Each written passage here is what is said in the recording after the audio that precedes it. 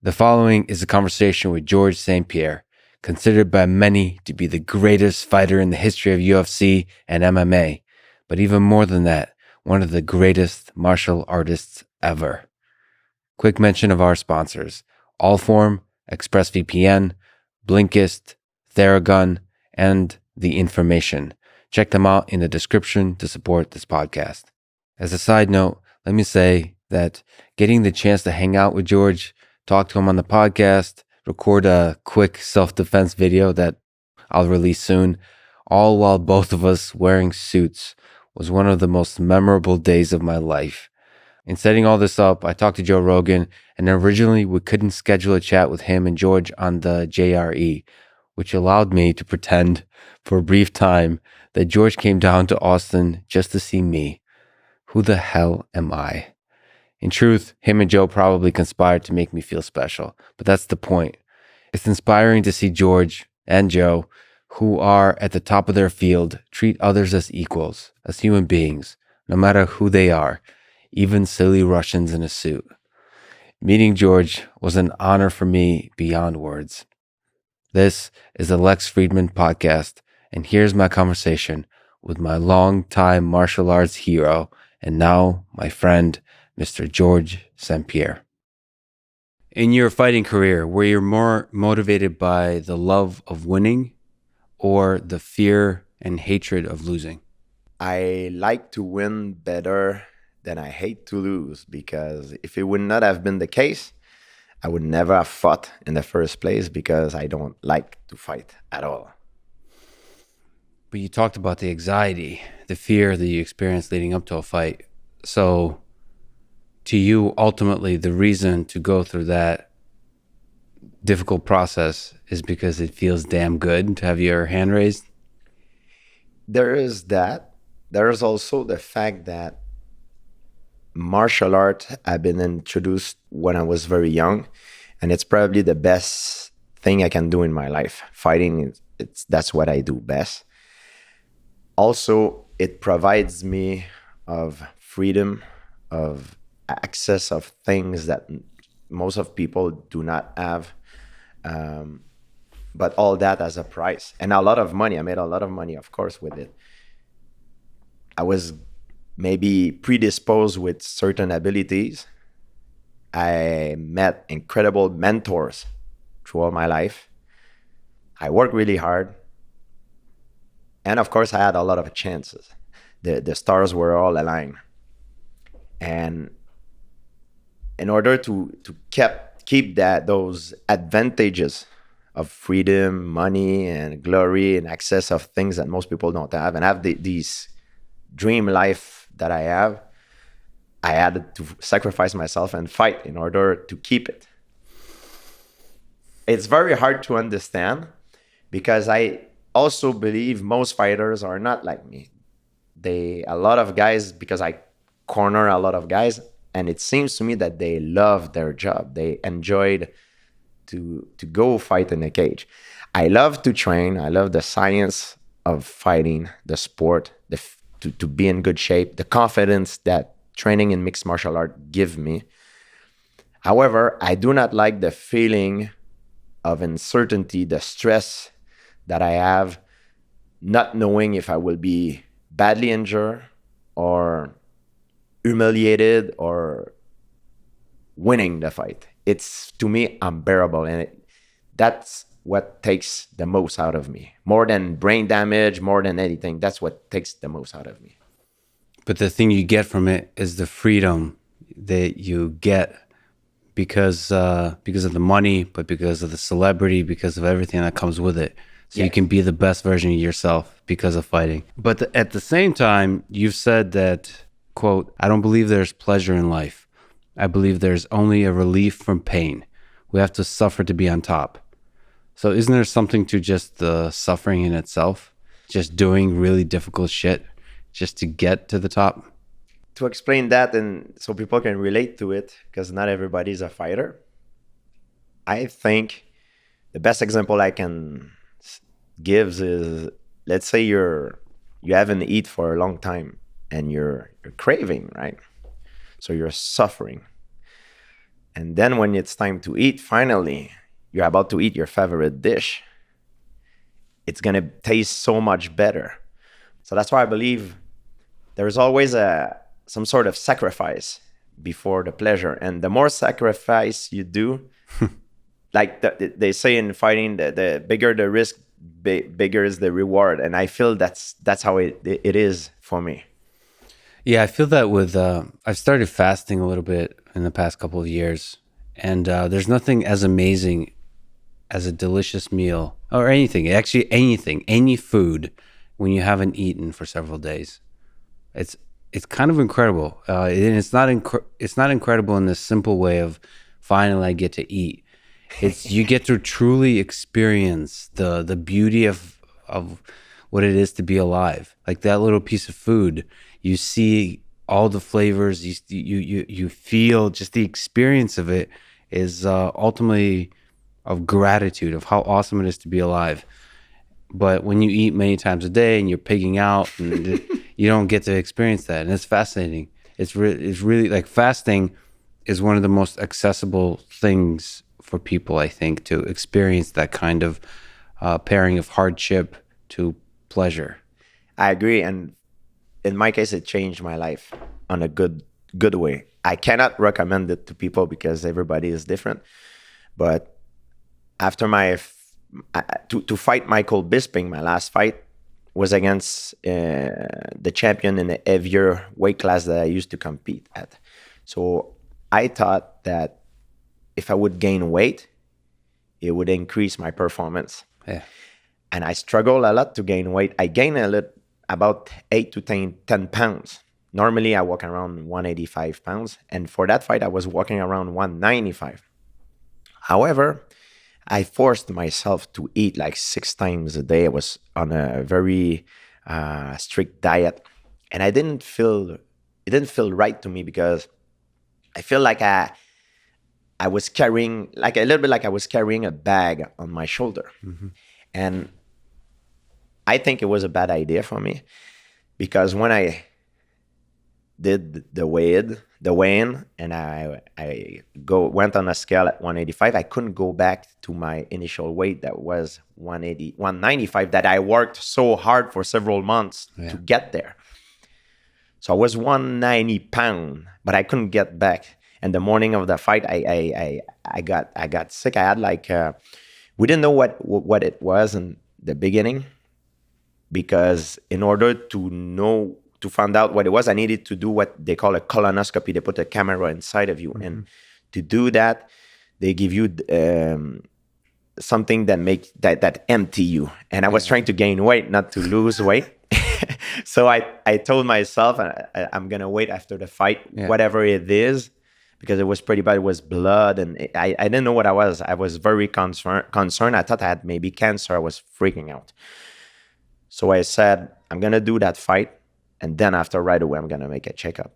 So I did the fight. Everything went well. I won the fight. I went back home. I did a colonoscopy, and I got diagnosed with ulcer colitis. Then I got on very severe medication to get better. And I'm not a big fan of medication. I always trying to look for more natural way to get better. And I found out about fasting, and it really changed my life. I met Dr. Jason Fung, who's one of the world authority of fasting. He treats diabetes patient with fasting, and he gave me a program of fasting, and it really changed my life. And right away, what I did is I went in a CAT scan to see the difference, because it was right after my fight with Michael Bisping, and I did the CAT scan. So I had my muscle mass, bone density, fat percentage, water retention. It's pretty amazing. It can show you which arm has more muscle than the other. It's very precise. And I did it like 2 months after. Yeah. So I start doing time restricted eating, 16/8. But right away when I started, I did 3 days water fast. And the doctor, Jason Fung, he says, because I like to train during those days, I consume Himalayan salt to make sure, because when you sweat, there's a lot of minerals to make sure you don't depleted your mineral. And when I compared the two results in the CAT scan, I found out my biggest concern was to lose muscle mass. I found out that I did not lose muscle mass. Instead of losing it, it increased a little bit. Even though my weight on the scale was lighter, I kept the same muscle mass, even increases a little bit. My bone density increases a little bit. Mm-hmm. My water retention is the biggest thing that decrease. So my inflammation and my fat percentage. So basically, by looking at the data, I found out that by eating so much, trying to gain weight to fight Michael Bisping, I only increases my water retention, which is not good because it's like dead weight and inflammation on you. So what was the actual process of fasting? You said 16-8 time restricted, so intermittent fasting, but you also mentioned the 3-day water fast. What did that feel like? And you also said training during the 3-day. Yes. How did that feel? Can you give me some details of? Absolutely. This is fascinating. So I do 3 days water fast 4 times a year. Nice. For me, I do it. Everybody is different, but for me, I do it after New Year's, because during the holidays, that's when I eat bad foods and I drink. I see it more like a cleansing, like a detox, so to speak. Mental too, like psychological. Yes, I do it after the New Year's, right before the summer, to cut for the beach if I have to go. Yeah. After the summer, because in the summer I've been partying a little bit. Sometimes let myself go, and right before the holidays. Yeah. And I've tried. The Dr. Fungi says to me, "Said George, everybody is different because I'm a very active person, and everybody has a different genetics. So for me, I feel that 3 days is the sweet spot." Because I still train during those 3 days. The first 2 days, I don't change nothing. I train on my regular schedule. However, on the third day, I modify a little bit. I do something more easy, and that's how I do it. And I've tried before, because when I say 3 days is my sweet spot, I've tried to go up to 5 days. But the problems is after my third days, I found out that I had a big problem sleeping. I get into a hyperactive mode. Yeah. They call that the hunter-gatherer mode. Like your brain. I mean, it's amazing. Your creativity is at its peak, but you cannot sleep very well. And sleeping, for me, I think it's very important. So that's why I do 3 days. For me, it's my sweet spot. That's interesting. You're right. It's the 4 or 5 days when you start. See, sleep is not important for me. So the creativity is really important. So it's very interesting the places your mind goes after a few days. You're right. But I mean, what does it do to your mind? So you mentioned your body likes it. In terms of training, does it? Do you find that it helps you focus and think? I mean, you're one of the great strategic thinkers in terms of martial arts. Does it help with learning? Does it help with thinking? Does it help with strategizing and all that? Well, unfortunately, I got into fasting after I retired. I wish I would have. I really wish people ask me, would you have done it during the time that you competed? And the answer is yes. I think we live in a society that we're bombarded by publicity. Oh, buy this, eat protein, this, that. And fasting, nobody makes money with it because there's nothing to sell, I think that's why a lot of people have not heard about it. And even for myself, if someone would have talked to me about the benefits of fasting when I was training before I got sick, I would probably have ignored him. Because I'm not, it's hard to believe. Sounds ridiculous. Don't eat. Yes. It's going to help your mind and you're going to gain muscle potentially. Exactly. And perhaps people have talked to me about it, but I kind of, it went in one of my hair and got out from the other side, But it really changed my life. And I was diagnosed with ulcer colitis, and it helps me get rid of all my symptoms, what I do is, I know a lot of people have ulcer colitis, and for me, I cannot recommend it to other people because everybody is different. But for me, I made a lot of research of how people from ulcer colitis got better, and I found out that a lot of people that got that condition get better in a natural way through fasting, eating fermented food, collagen, and like bone broth and stuff for the gut. And it made a huge difference in my life. I just wish I would have known that before. So do you have a specific diet-wise stuff you like? So like, I've recently, another ridiculous sounding thing, but it makes me feel really good, is very low carbs. So, keto or even carnivore. It sounds ridiculous. It doesn't make any sense, but it makes me feel really good even for performance. Is Rogan has influenced you? Huh? He's in No, the carnivore diet. I was influenced actually by people. Yeah, well, I'll tell you where, because I was doing it before he was doing it.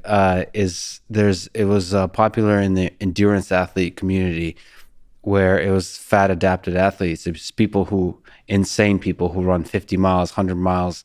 They figured out that they could fuel their body with fat. They can go to fat as the source of energy as opposed to carbs. So, and I remember hoping that I'll be able to learn how to run 50 miles and so on. I've never done more than 22, but I just remember switching away from carbs and feeling really liberated. Like I wasn't thinking about food as much. I'm able to eat once a day and feel really good. I mean, I think everybody's body is different, but I think carbs make me lazy. Maybe it's because The crash. Yeah, it's the crash, but also just psychologically something. It forces me to also think about food too much. Like it starts becoming, just like you said, our society is so much about food. There's so much advertisement, and so much of our social life is about food. And so it's very easy to live life, like live day to day, thinking, when is the next meal? Like, what am I going to eat for lunch? What am I going to eat for dinner? What am I going to eat for breakfast?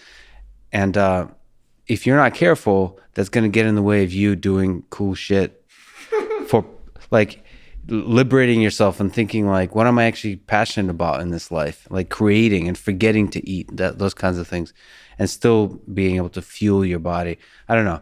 It's been fascinating to figure out like later in life that carbs aren't necessary to function well.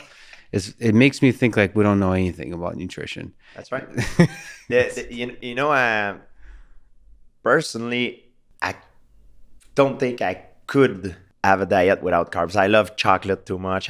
For me, eating it's a pleasure of life. I love my carbs. I love my sugar.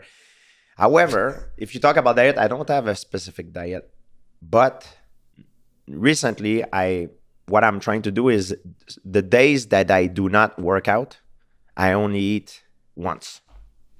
That's kind of my rules. Plus, I try to respect 16/8 and do my 3-day fast 4 times a year. But the rest of the thing, I let myself loose because I don't think I would be happy if I don't give myself the right to eat. For me personally, I love to eat so much, Lex. And you talk about diet, carnivore diet. It's very interesting because a few years ago I went to Africa in Masai Mara, and it's a tribe in East Africa, and I went to visit them. I did a safari, and I talked to them. And these guys, their diet is 99% carnivore. That's crazy. And you should see they're very beautiful people, like shredded. Yeah. Some people would say, oh, it's genetic. I'm like, yeah, maybe it's genetic, but I mean, and think about the Eskimos also, that like most of their diet is on fish, right? Yeah. So I believe it can be done, like I believe it can be done like an exclusive carnivore diet. And I think I'm going to try it pretty soon just to have the experience, to see how it feels like. Well, you're going to hang out with Joe. Be careful bringing it up because he'll convince you to forever switch to carnivore. Definitely. He loves it. I mean, but just like you, I think he loves food. so he can't ever stay on carnivore. It was funny because we went to an Italian restaurant together, and I still only eat meat. Like I love the constraints of discipline. That's partially why I like carnivore. I like saying no to food that is delicious. But part of the problem is that I don't know how to moderate. You said chocolate. I don't know how to have one chocolate. Is that something you're able to do? Have like in moderation? No, it's when I have an opportunity, I do it. I don't Yeah, have any. I'm an extremist person, Lex. That's the thing. When I have a chance, I just eat. I go too much, and that's why I like about my life. That's what I like about fasting, because probably if I would not have discovered fasting, eating chocolate would give me cramps and all Yeah. sorts of problems. Yeah. Because people on ulcer colitis, normally they cannot eat chocolate, they cannot drink alcohol. But I believe because I'm fasting, that's the reason why I'm medication free. I can eat whatever I want whenever I want, but I have to do that fasting. And now it became to a point that it's no longer hard for me. It's like normal. I don't even force myself. Yeah. I don't. It's easy. You know what I mean? Some of my friends think I'm insane. But I tell them it's like when you get used to it, it becomes like an habit. And I know that hunter gatherer, like our ancestor, did not eat 3 times a day. It's not true. They eat when they could, and when they eat, they feed themselves as much as they can until because the next time, because they didn't know when they could eat again, right? So it's I think that's how we're built, to have this similar lifestyle. If we could take a step back to the discussion about fear a little bit. So Mike Tyson talks about this process of him walking to the ring. He sounds similar to you in many ways, of the anxiety and the fear that he experiences. And he has this sort of story that he tells about walking to the ring and being supremely afraid. But as he walks and gets closer and steps in, he finds the confidence and becomes supremely confident. I think he calls himself like a god. I feel like a god in the ring. Do you go through a similar process of finding the confidence? Well, yes, and I use James Lange theory. So what I do is, because I'm not afraid to admit that I'm afraid.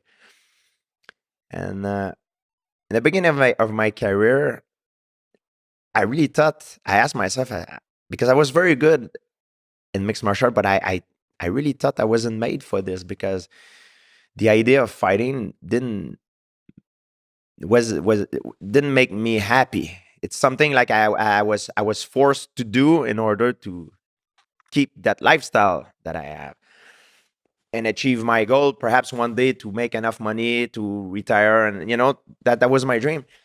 But when I was looking around the gym where I was training, most of my training partners, they were happy, they were excited, and sometimes I corner a lot of guys, and they're happy, and they're in the locker room. They don't react the same way I do. Some perhaps does, but if you see me in the locker room, like when I get, like, my last fight with Michael Bisping, just to give you an example, in my last fight with Michael Bisping, because it's fresh, it's the one that is the most recent, but it's always the same thing. My last fight in my Bisping, I get in the locker room, I had like 3 guys that I train with: Mickey Gall, Eamon Zahabi, and Joseph Duffy. They all lost. It was my locker room was basically cursed. When you're in a locker room and people from your locker room leave for a fight and then they come back, it's kind of a momentum. You shake and, yeah, good job. Now it's my turn. It's kind of a team brotherhood sort of thing. So the the the atmosphere in my locker room was pretty bad. It was like going to like a funeral. So I was very scared, and before every fight, I ask myself always, shit, what the hell I'm doing here? Why did I choose to come back? Oh my god, and I'm freaking out. However, I'm putting on a mask like I'm acting. Because if I don't do that, it will reflect on my coaches. And if my coach, the confidence of my coaches is affected, it will reflect on me. So I need to feel strong. I need to make them believe that I'm excited to be there and I'm happy to be there. So this sort of play start when I first step in the locker room. Even though I feel completely different, but that's how I play it. Normally, the fight day, I never feel 100%. I always feel exhausted, tired. Uh, my eyes are hitching because I don't sleep enough the few nights before because I'm constantly rehearsing scenarios that might happen in the fight. So mentally, it's not that I'm not on top. But you keep all that to yourself. I keep it to myself and I'm lying to everybody around me. But everybody knows, you know. Ferraz, Jonathan, I heard they know Freddie Roach because they've been with me for a long time, so they know what's going on. But at least I'm lying to them. I'm like, hey, I'm feeling great. So and seeing all my training partner like very disappointed because they lost their fight. Some were badly hurt as well. It was hard. So and I remember I start the warm up and everything. And as you start the warm up, you become a different person. Mm-hmm. Because, you know, we know that certain posture in yoga can affect your mental state. But I would say it's a little bit the same thing in fighting. You know, like when you start hitting the pads, your muscle memory, your instincts comes back, and you remember that you're good at this. You know, and your confidence start to grow. And as seeing your trainers holding the pad and repeating your moves, it makes you also remember all the sacrifice you have done through your training camp. And confidence comes from how you prepared yourself. And even you're afraid, you can be confident in the same time. Being afraid and being confident is two different things.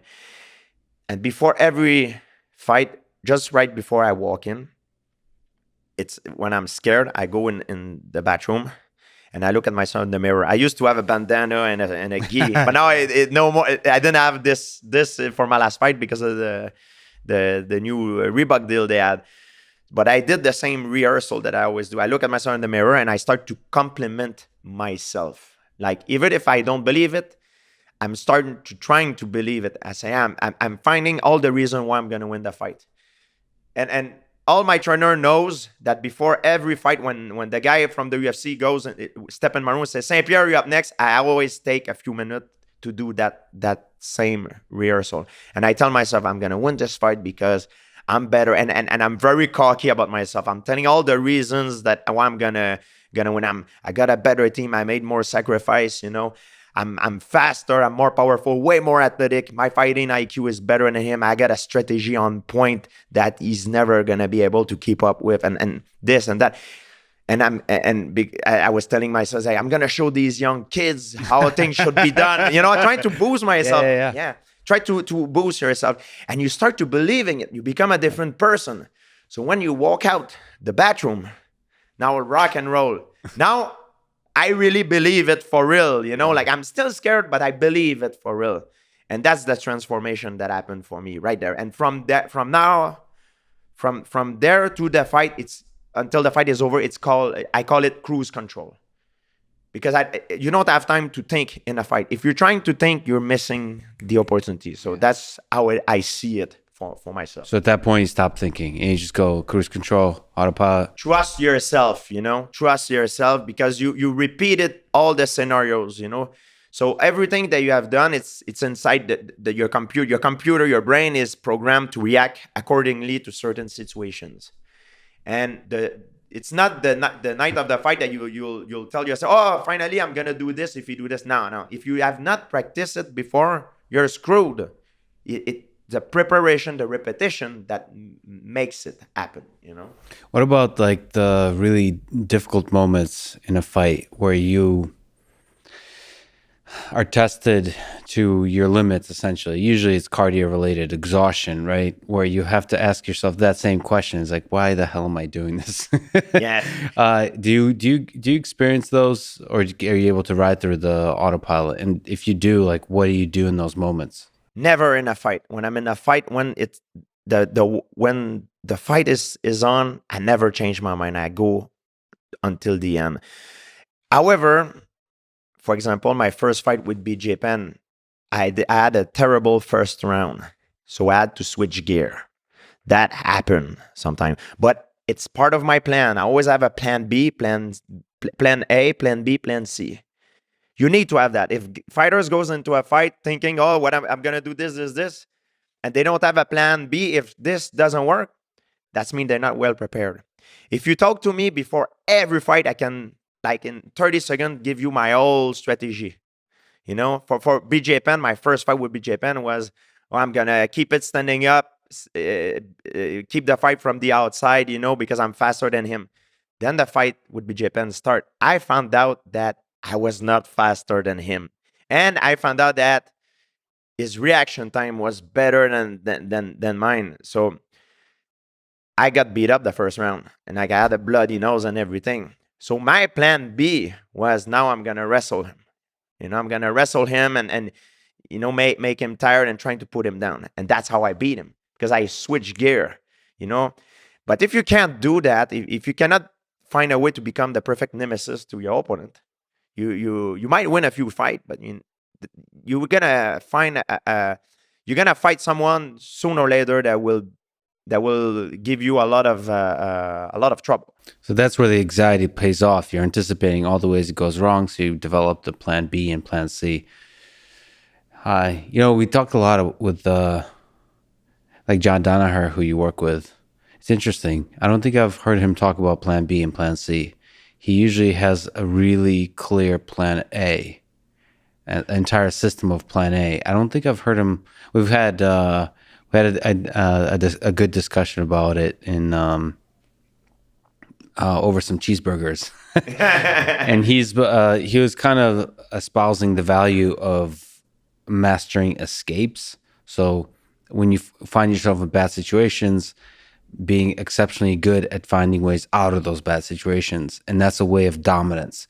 There's no better way to dominate your opponent, according to him, than to show that they can't possibly hurt you, no matter how bad the position is.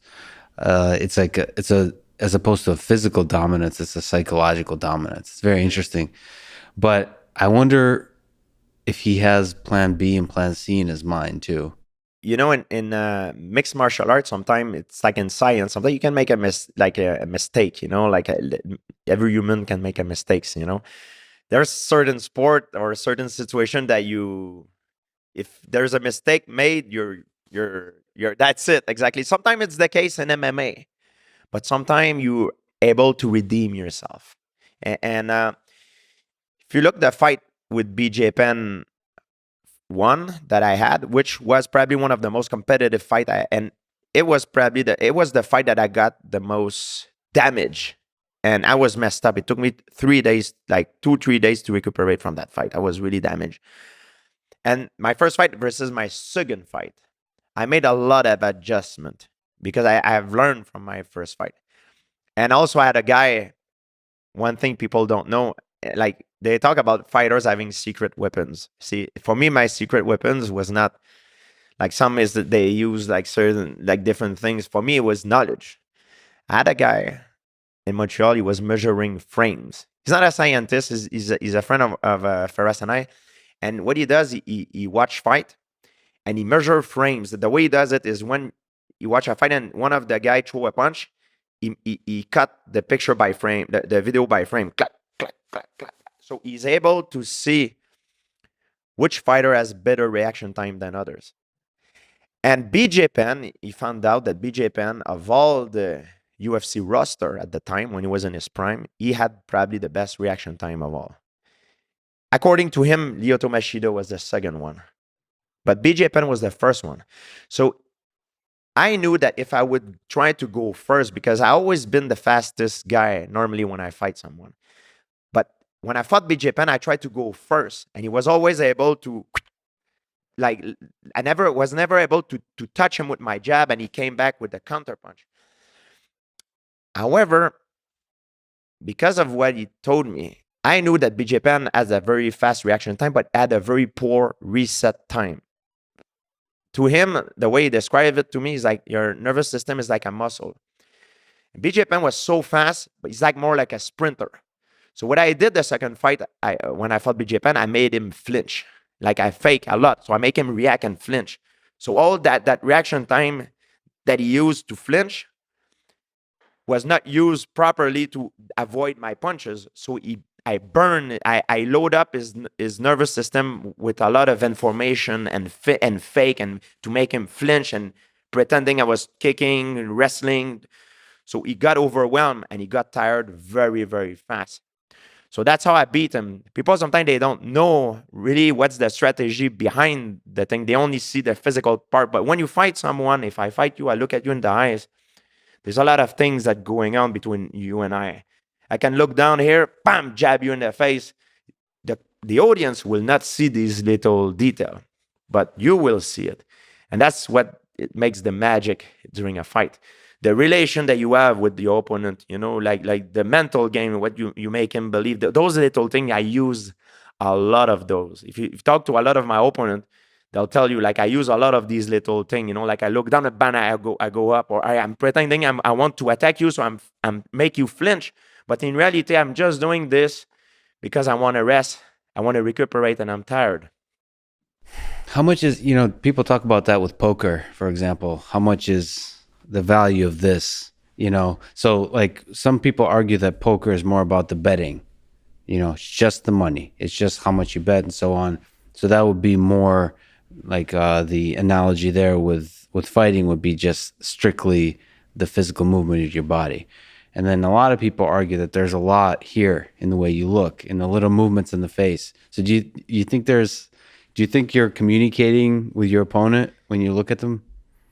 There's no way to know for sure 100%, and I'm by no means psychic, nothing like that, and I don't believe in that at all. The only thing is I know through looking through the eyes of my opponent when he's afraid and when he gives up on me. Yeah. I've been accused very often in my career to not take enough risk, to not finish my opponent.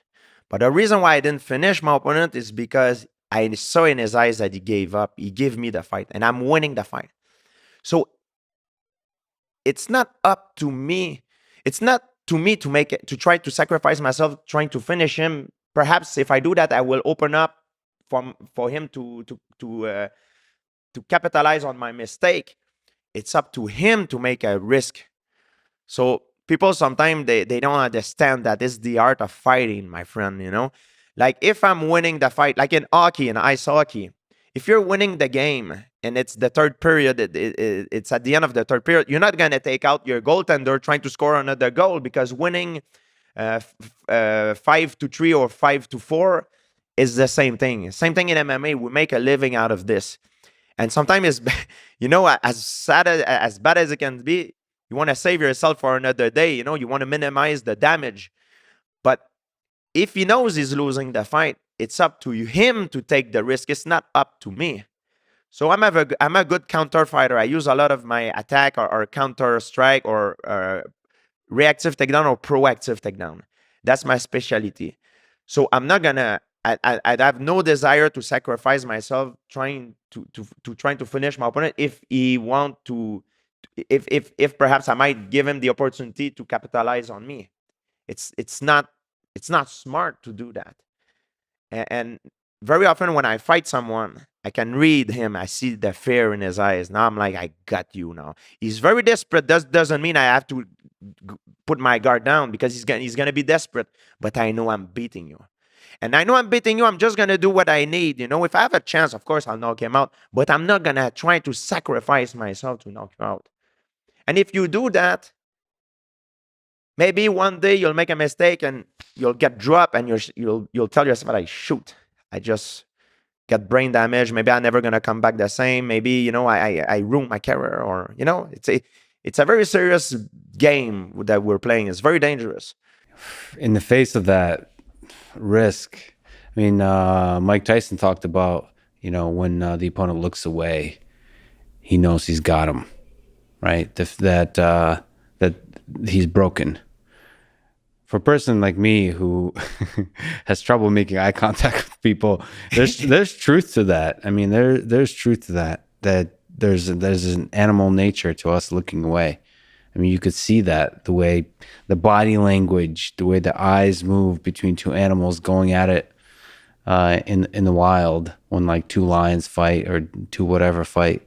There's a certain beta move when you've been defeated. Yes, or one thing when I know that when it happened, one of the sign is when I just like make a feint and the guy flinch like crazy. That's mean he's really scared of me. It's a little bit like you're doing this, that guy flinch a little bit, or you're doing this, he's flinch like that's mean you hurt him and he doesn't want to get hurt again. So he's really trying to run away and not not winning the fight anymore, but not losing. So sort of surviving the 5 round. And it's hard to finish a guy who doesn't want to fight. A guy who's not fighting anymore to win and he's fighting to not lose. And the proof of that, if you don't believe me, just look the reign of all the greatest champion in UFC. I don't care who they are, John Jones or like you could clearly see that in the beginning of their reign, they could finish a lot of their opponents. Same as me in the beginning, I was finishing a lot of my opponents. But there's a time that the entire UFC roster is studying you. And they found ways to perhaps not beating you, but they found a way to navigate through the fight in a way that they minimize the damage. You know what I mean? So it's a big difference between fighting to win and fighting to not lose. You said that there's a difference between a fighter and a martial artist. So now we were talking about fighting. You're considered by many to be one of the greatest fighters of all time. But you've said that there's a difference between a fighter and a martial artist. A fighter is training for a purpose. He has a fight. I'm a martial artist. I don't train for a fight. I train for myself. I'm training all the time. My goal is perfection, but I will never reach perfection. So what to you does it mean to be a martial artist? Martial artist is because that lifestyle that I have has been introduced to me, and the seed has been planted to my mind a long, long time ago by my father. I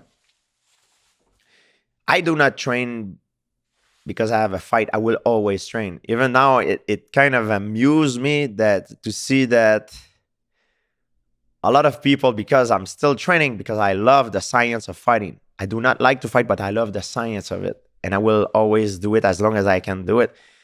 People think I'm gonna make a comeback and everything. I'm about to get to have 40 years old, like I'm, like Well, Mike I don't Tyson, want to fight in a cage at 40 years old. I mean, some people have done it and they did it very well, but I'm not one of them. I feel a little bit to me that, and you never say never. I feel like to me, like it's a little like a kid that you play with a strain when he's young, like brrr, brrr, then he's 5 years old, brrr, 6 years old, brrr, 7 years old, brrr, 8 years old, and then I'm always like, what the hell I'm doing here? And I'm too old for this. Like it's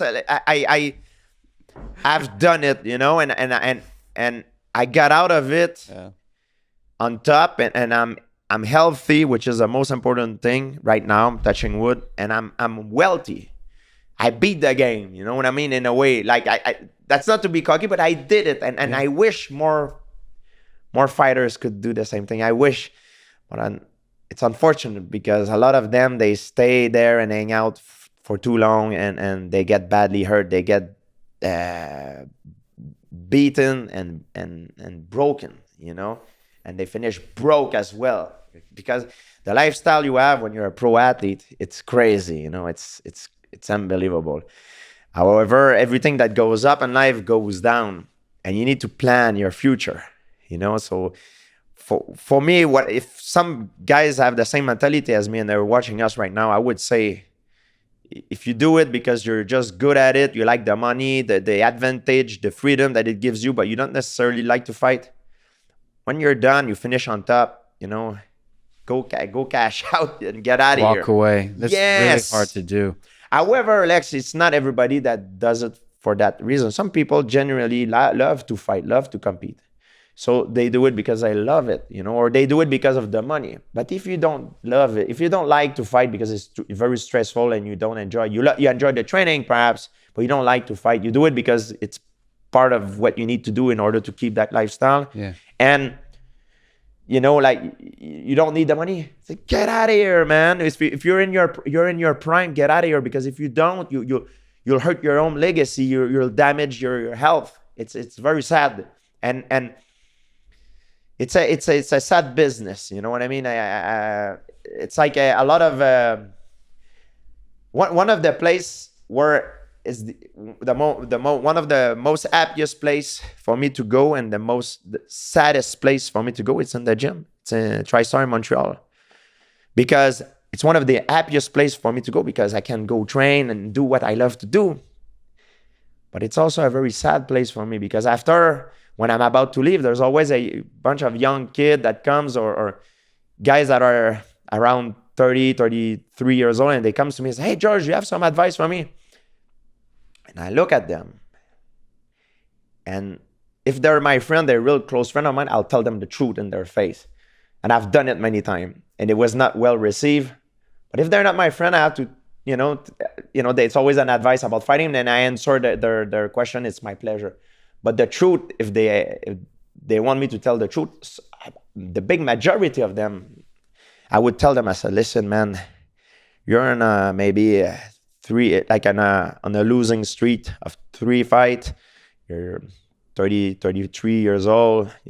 I think you should think about doing something else in your life, have other goals, because you're not going to make it. And, I've seen that movie before, and it's a very sad ending. And I'm sad to tell you the truth, because you're not going to make the money. Just choose something. But if I tell them that, they're going to be angry at me, because they're going to be like, oh, you make it and you think I cannot make it. So it's kind of, they're going to think I'm cocky. But I was lucky to make it. The stars were all aligned. But at one point, you need to be able to have a plan B, Like some parent, they come to see me with their kids. Hey, this is the future world champion in the UFC, and what advice would you give him? I always tell the same thing. And it does not make everybody happy when I say, I go to the kid, say, are you good at school? Say, stay at school. School is very important for you. Stay educated. Yeah, do boxing, martial arts. It's a great sport. Stay in shape. But don't put your eggs all in the same basket. And the parents sometimes are angry when I say, not angry, but I can see in their eyes, they're like, they kind of surprised. And it's not because I made it that I will tell their kid to follow the same path that I did. I went to school too. I've studied. I dropped out of school when I had my first world championship fight against Matt Hughes. But before that, I was in school. So I had another, another way to go if things would not have gone the way I wanted. But the problem, and I'm saying that it's not only about boxing and MMA. I'm talking about hockey, basketball, baseball, same thing. Maybe it's the one on 100,000 that make it. And I'm saying that make it. When I'm saying I make it, that's mean they can retire and have enough money for the rest of his life. Because it's a sad story. People only heard about the people that makes it. But a lot of fighters, even a UFC champion, in boxing champion, even in football, basketball, I don't care. The big names, when they retire, they have zero. They're bankrupt, my friend. And it's a very sad story and a sad reality that most people are not aware of. But having other paths in life actually can also increase the chance of you dominating and like reaching the highest peak in your main thing. I mean, Jimmy Pedro, I don't know if you know who that is a judo coach in America. He says that to all of his athletes, is to make sure that you go. He has a lot of, Kayla Harrison, 2-time Olympic gold medalist. He has a lot of Olympic medalists. But basically, there's something about going to school, like having forget school, any other avenue in life that gives you the freedom to go all out in your main. Like that, you're doing it for the right reasons. You're not stuck. It clears the mind to where you're free to be the best in the world. Yes. As opposed to kind of you have to. I mean, different people are motivated by different things. So sometimes some people like having their back to the wall, and that's the only option they have. But most people, I think, excel when you have other options. I think it's a distraction, and I think it's important to have a distraction. When you say that, I think about one of my coach, John Danaher.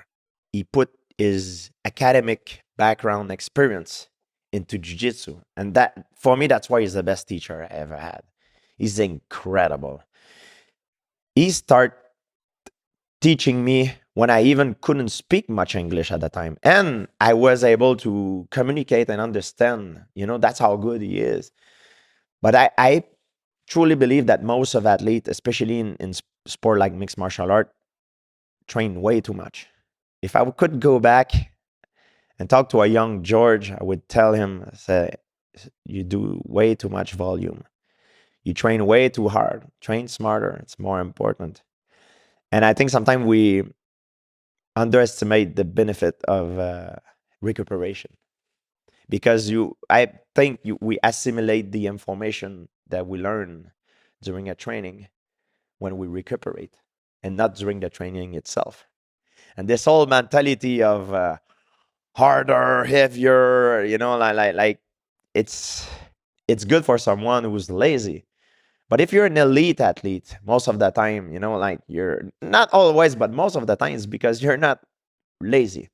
And a lot of guys, sometimes they're elite athlete champions, and you hear people say, oh, I can't believe he's very gifted, but he doesn't work. But perhaps it's not really perhaps it's because we don't understand. Perhaps he's doing the right thing, and it's us who's working too much and too hard. That's what I think. There's a guy I train with. He made me think about it. His name is Mansour Barnaoui. He's gonna be a future star. He's an incredible fighter. He trained once a day. And he asked me sometime advice when he came to Montreal. He's from France. You'll hear about him. He's very good. And I saw him in the morning at TriStar, and I said, okay, I'll see you perhaps later in the other training. He's, oh no, I only train once a day. And he kind of wait for me to give him like not an approval, but like to see how I react, or I don't know. It was kind of a strange feeling, but I told myself at that point, I had an awakening, and I told myself, man, maybe he's doing the right thing. Because a lot of people would say, for example, oh, that's a lazy way of doing it. But perhaps it's the best way to do it. I'm not saying training once a day is the best way to do it. That's what I'm saying. I'm saying that everybody is different, but for him, it works beautifully. And I wouldn't change anything, like if I would be him, because he's improving like crazy. Yeah, and ultimately, the bigger picture there is to do something that everyone else says is stupid. It's like the fasting thing that a lot of people would say. A lot of nutritional experts would say that's a dumb way. If you want to be an MMA fighter, you should be eating like many times a day. You should be starting every day with oatmeal. You should be carbing up constantly. But that's not necessarily true for everybody. And it's possible. I'm sure there's actually now a few MMA fighters that are carnivore only. It's possible. I used to eat right before training, and it didn't bother me. However, now my first training that I do normally in average around noon, 11 a.m. I haven't eaten anything when I do my first training, and it feels to me that I'm much more clear. I'm much more clear in my mind. I'm much more creative. I feel better. Yeah, it's a big difference. I just wish I would have known that before. Well, it's fascinating, the role of the mind in all of this. How important is it for your mind to be clear, to really think deeply? There's a judoka American named Travis Stevens. I remember he said something that the right kind of practice is when your mind is exhausted at the end of it, that you were constantly thinking through things. Like your body shouldn't be exhausted first. Your mind should be exhausted first. It's really fascinating. So people think about training hard. A successful practice is where you walk away just overwhelmed how much you had to think. It's fascinating framing of a successful practice. It's true. Travis Steven was one of my main training partner when I got ready for my fight with Nick Diaz and Carlos Condit. He drove every Friday from, I believe, Boston. Mm-hmm. It's like a 6-hour drive to the gym in Montreal, train with us an hour and a half, drive back. He's got such an amazing discipline. I was so happy for him when he won the medal at the Olympic game.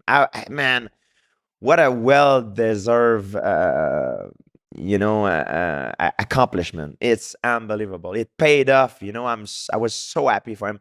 And every time we got to the gym, he was waiting for me in the kneeling position like a soldier. I was like, my God, this guy is made of steel. And after training, I always offer him. I say, hey, Travis, I know you like to train with because in Montreal they have a very good judo team, Nicholas Gill and all those guys.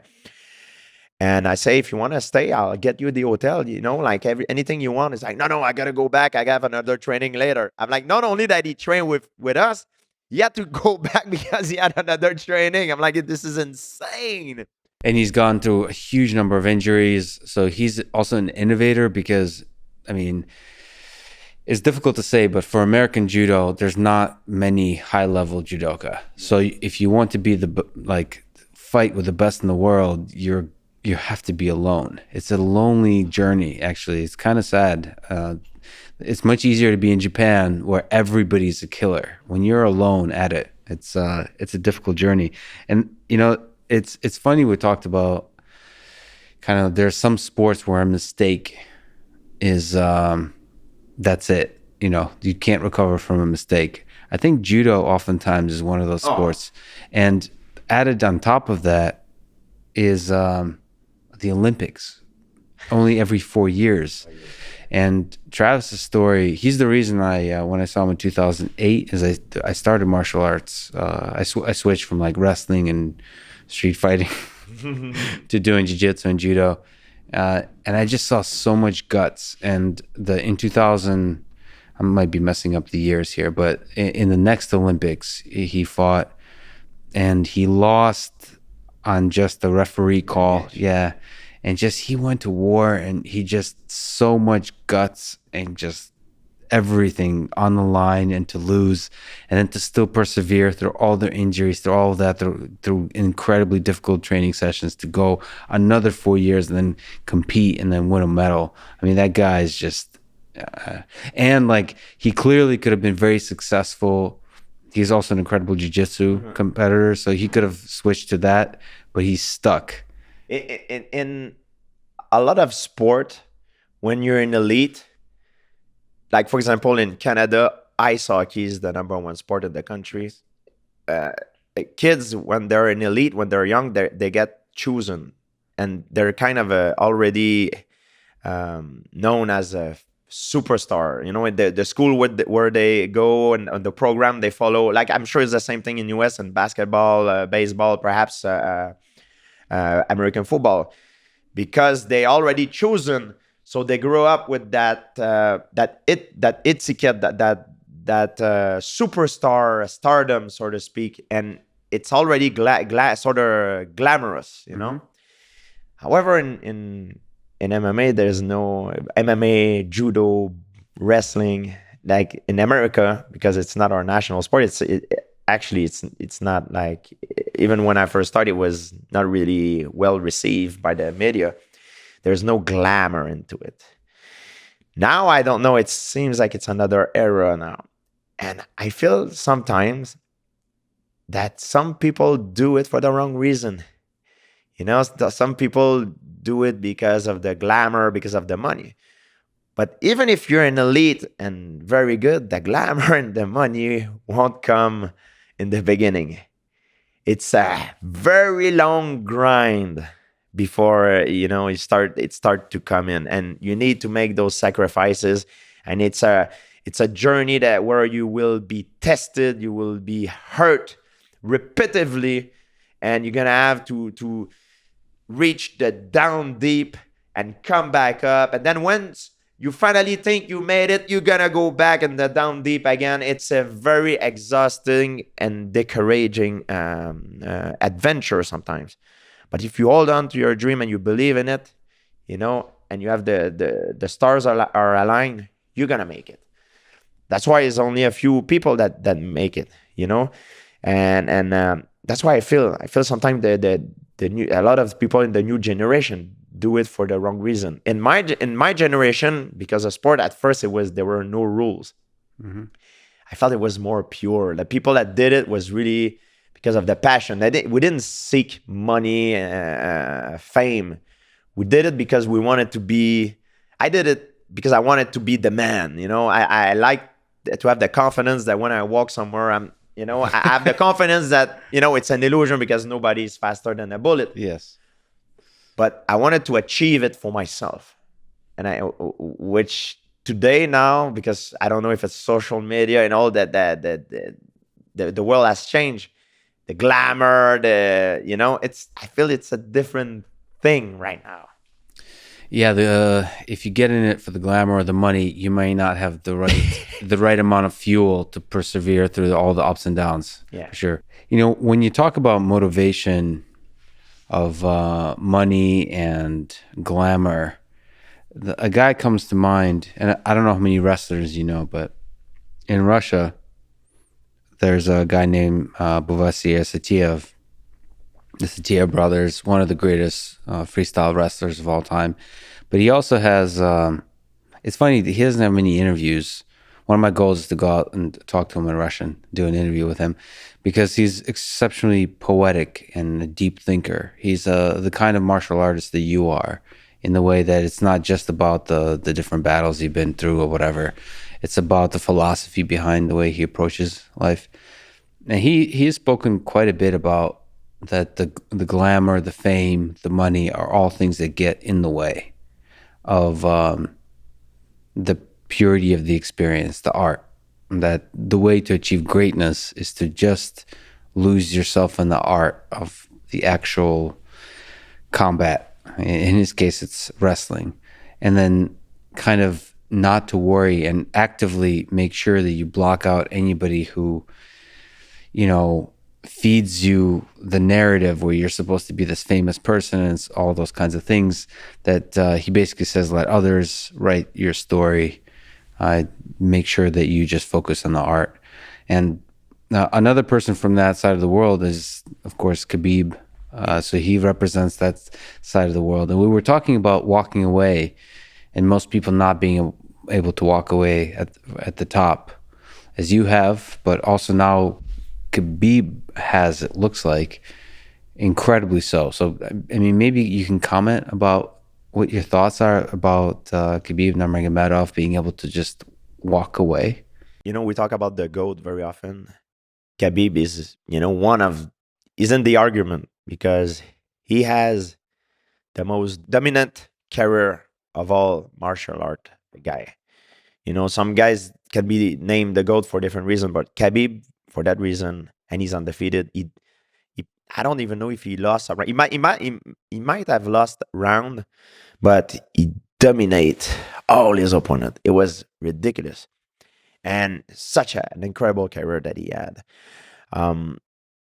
I love to watch him fight. He's incredible. And when you talk about the art, when you say mixed martial art, the idea of a flawless performance for me, everybody often when we say flawless performance thinks about a knockout, a brutal knockout.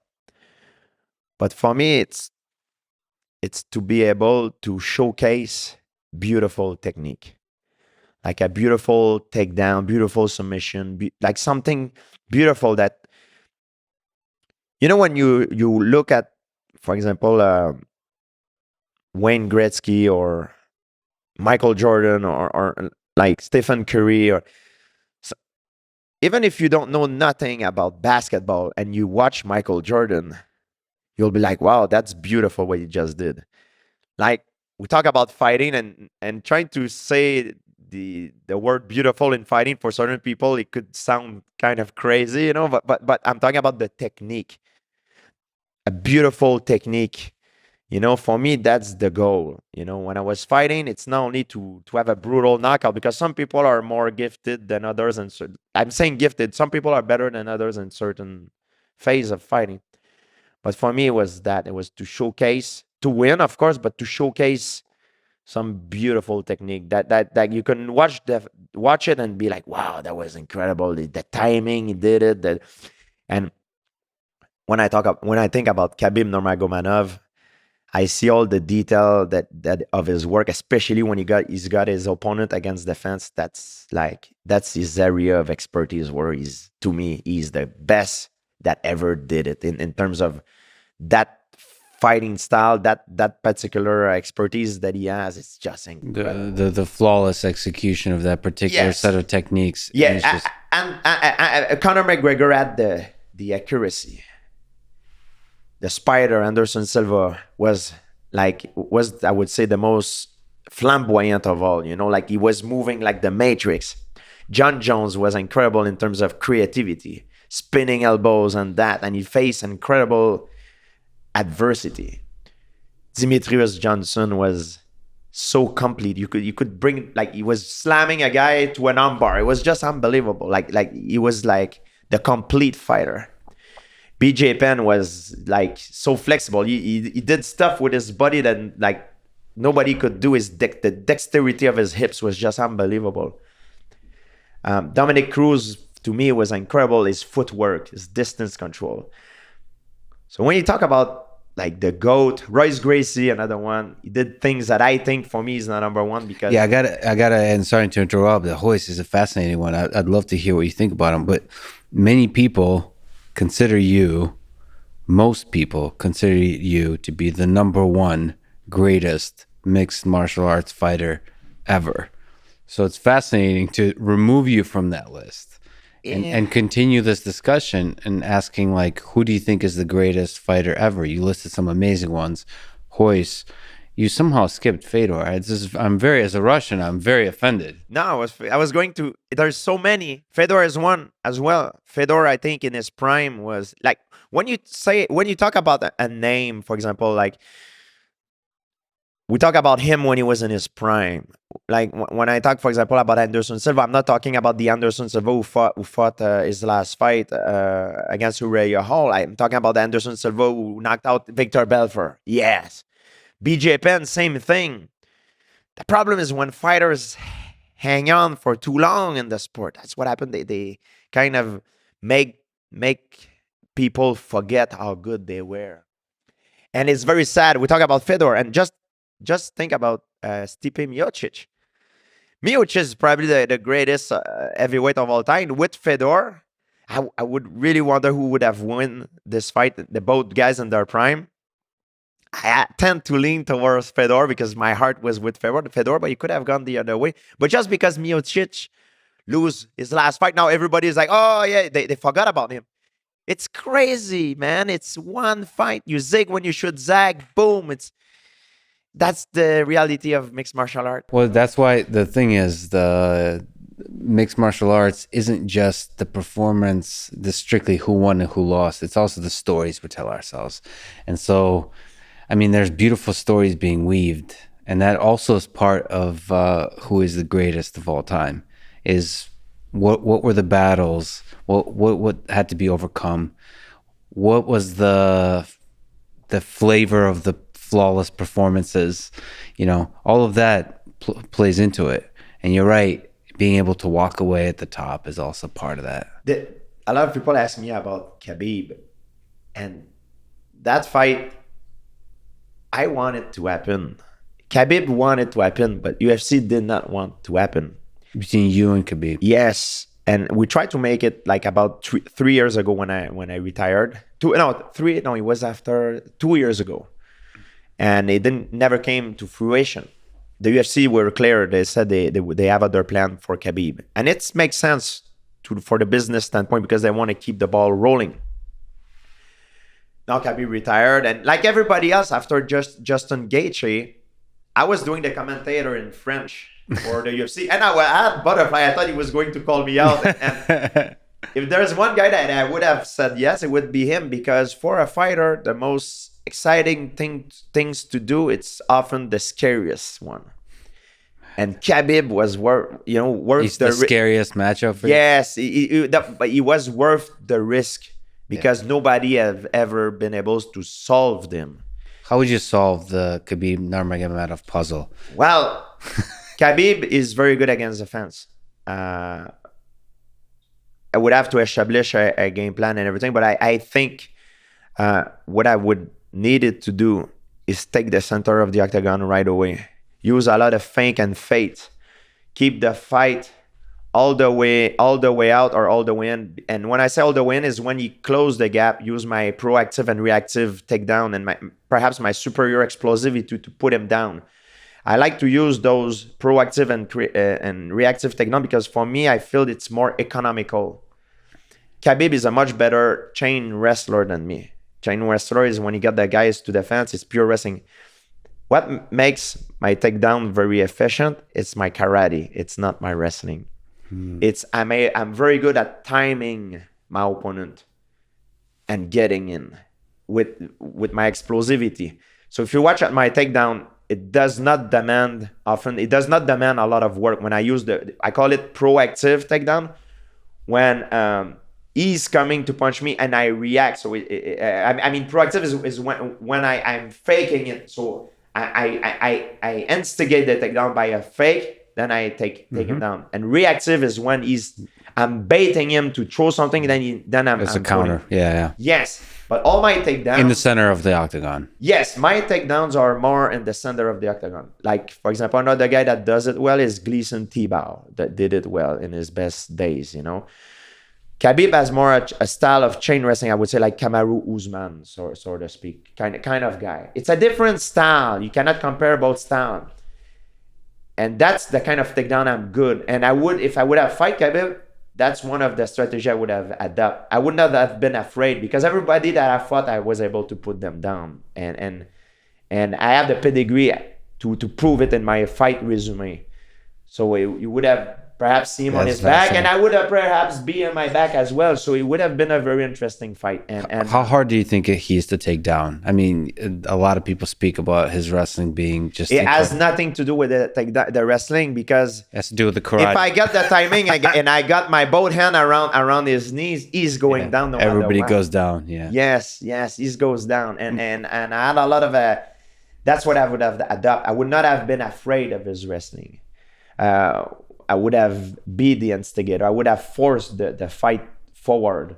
And that's how I would have approached that fight, which I believe most of his opponents were afraid of his wrestling because they didn't have the tools that I have to put him down.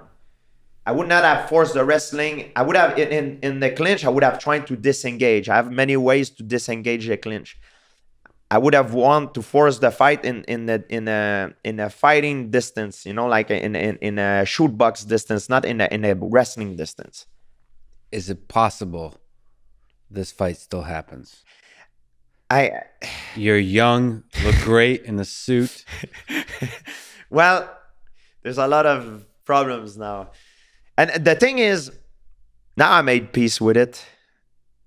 I no longer don't want to fight, and it's not going to happen. UFC was not interested, and I'm bound by contract with the UFC and by exclusivity. There's some people says to me, "Oh, how about if Russians are a crazy, wealthy Russian guy come with the money?"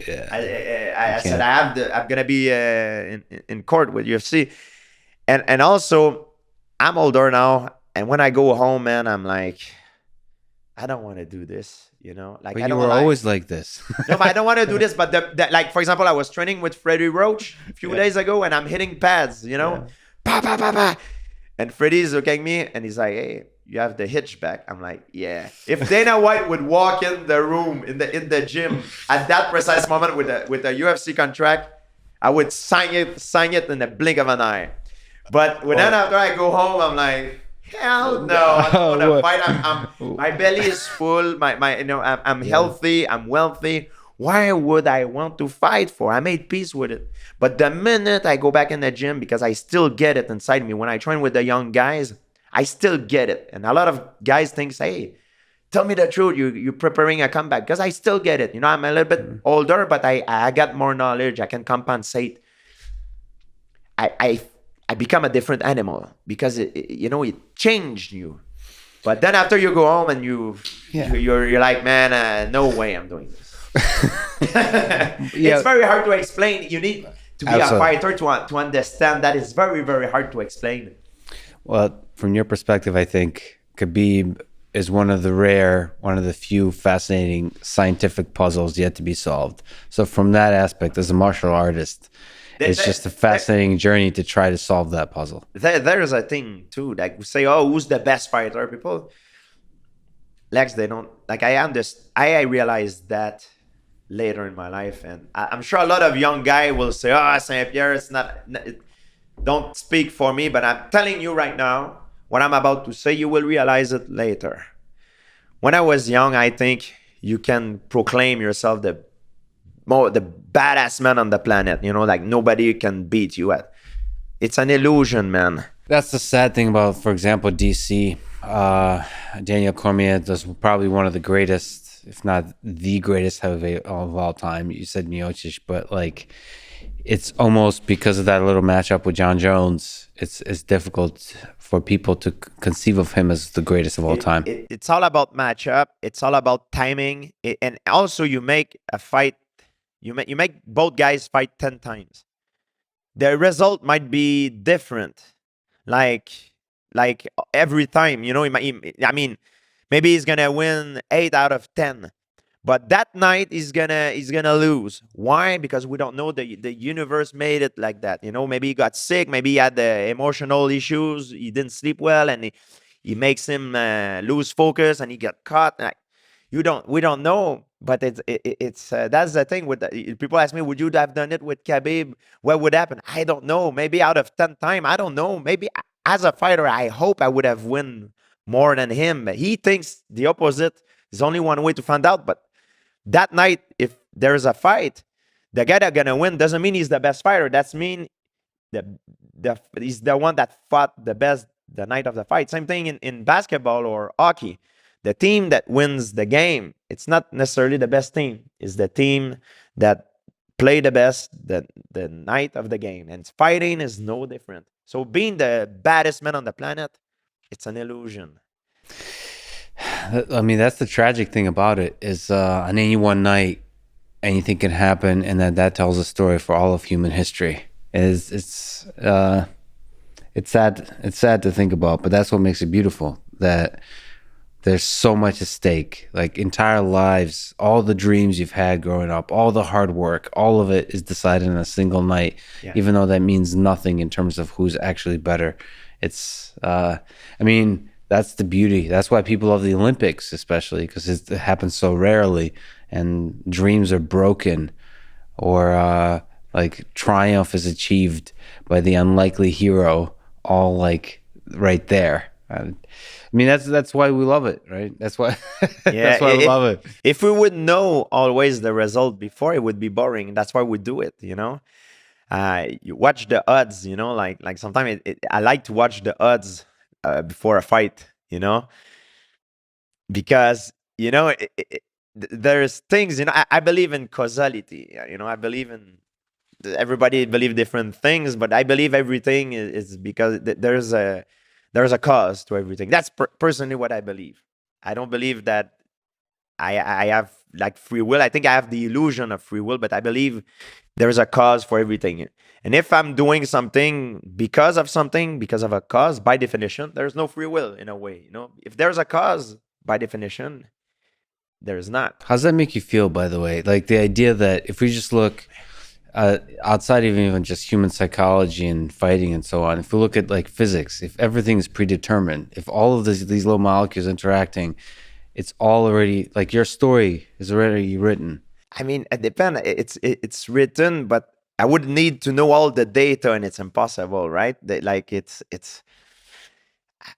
kind of weird, I gotta say, but to me, I don't see any argument to counter that idea. I don't, maybe I'm ignorant, but I haven't seen nobody, and everything from that I've read so far, there's nothing that counter that idea that because in a mechanical world, if your car broke, or we don't say, oh, the car decided to broke, or a trees fall.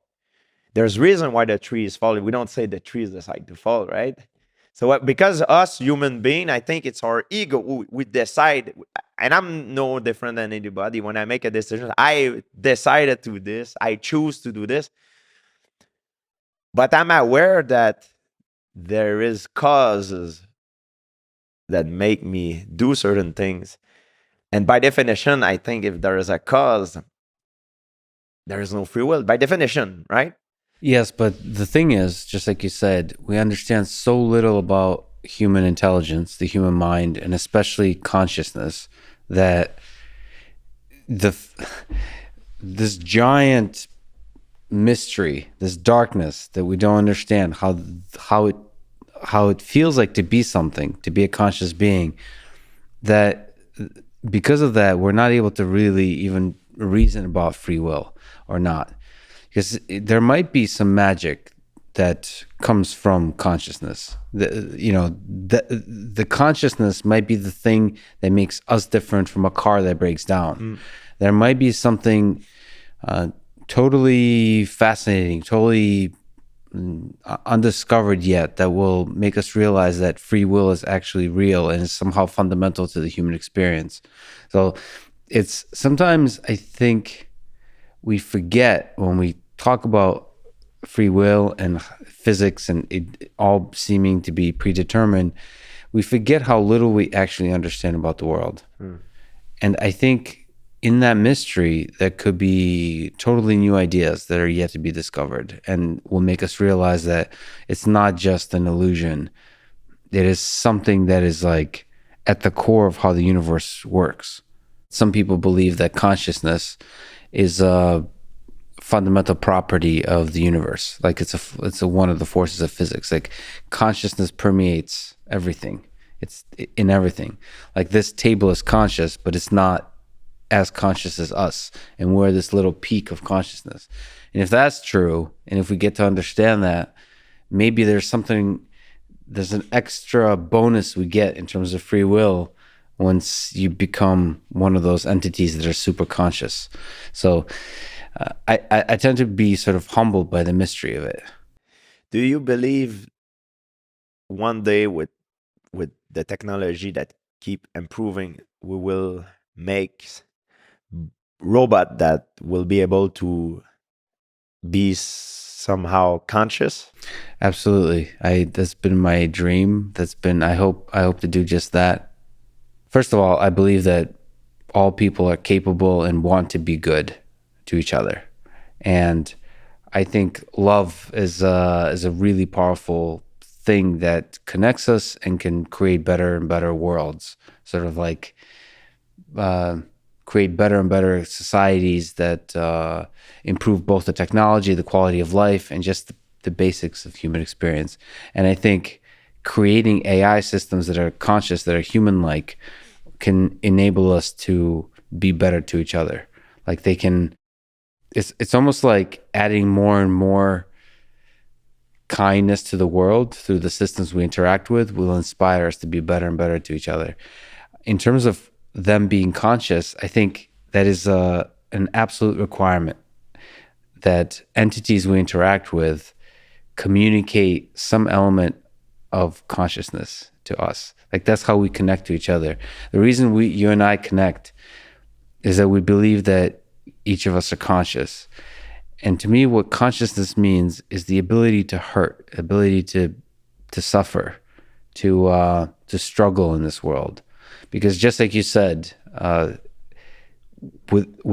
without the struggle, you don't have the love, you don't have the pleasure. And ultimately, consciousness is an entity's ability to struggle, to suffer. And from that arises the pleasure. And us together being able to appreciate appreciate the highs and experience together at the lows, that's how we form the deep connections. I personally think we can create that in robots, and I personally believe it's a lot easier than we think. Does it make you afraid sometimes about the fact that one day AI, like intelligence, artificial intelligence, could be, could hurt us, or like, because we're, because of Hollywood, of course, the movies we watch, but it seems like when I hear sometimes Elon Musk talking, like, Yeah, so Elon talks about with AI, we're summoning the demon. He is very concerned, and I talked to him about it quite a bit. He's very concerned about all the different ways AI could hurt us humans. I tend to believe that there's a lot more ways in which AI can make our lives better and can make life awesome for humans. I think humans are the ones that can do a lot of evil things. So I'm less worried about AI. I'm more worried about humans. if I look at what humans have done on the course of history, for example, in regards the planet to the scale of the universe, I think what I'm afraid is that we have more of a destructive force than a beneficial force. So if AI take that in consideration in order to protect us against ourselves, it could hurt us. I don't know if you understand. Like, what do you think about that? Does it makes you afraid sometimes? Not because of AI, but because of what humans are doing that AI could do to us to prevent us of hurting ourselves. Yeah, no, I mean, definitely it can bring out the worst in human nature and provide tools for evil people to do evil things at a larger scale.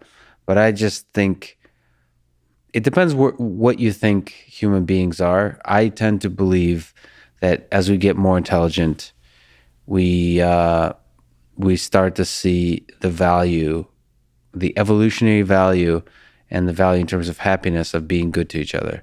And I think AI, if you look at AI as an optimization problem of how to create a civilization that works well and expands throughout the universe, I think love is much more effective. So AI will help us maximize that.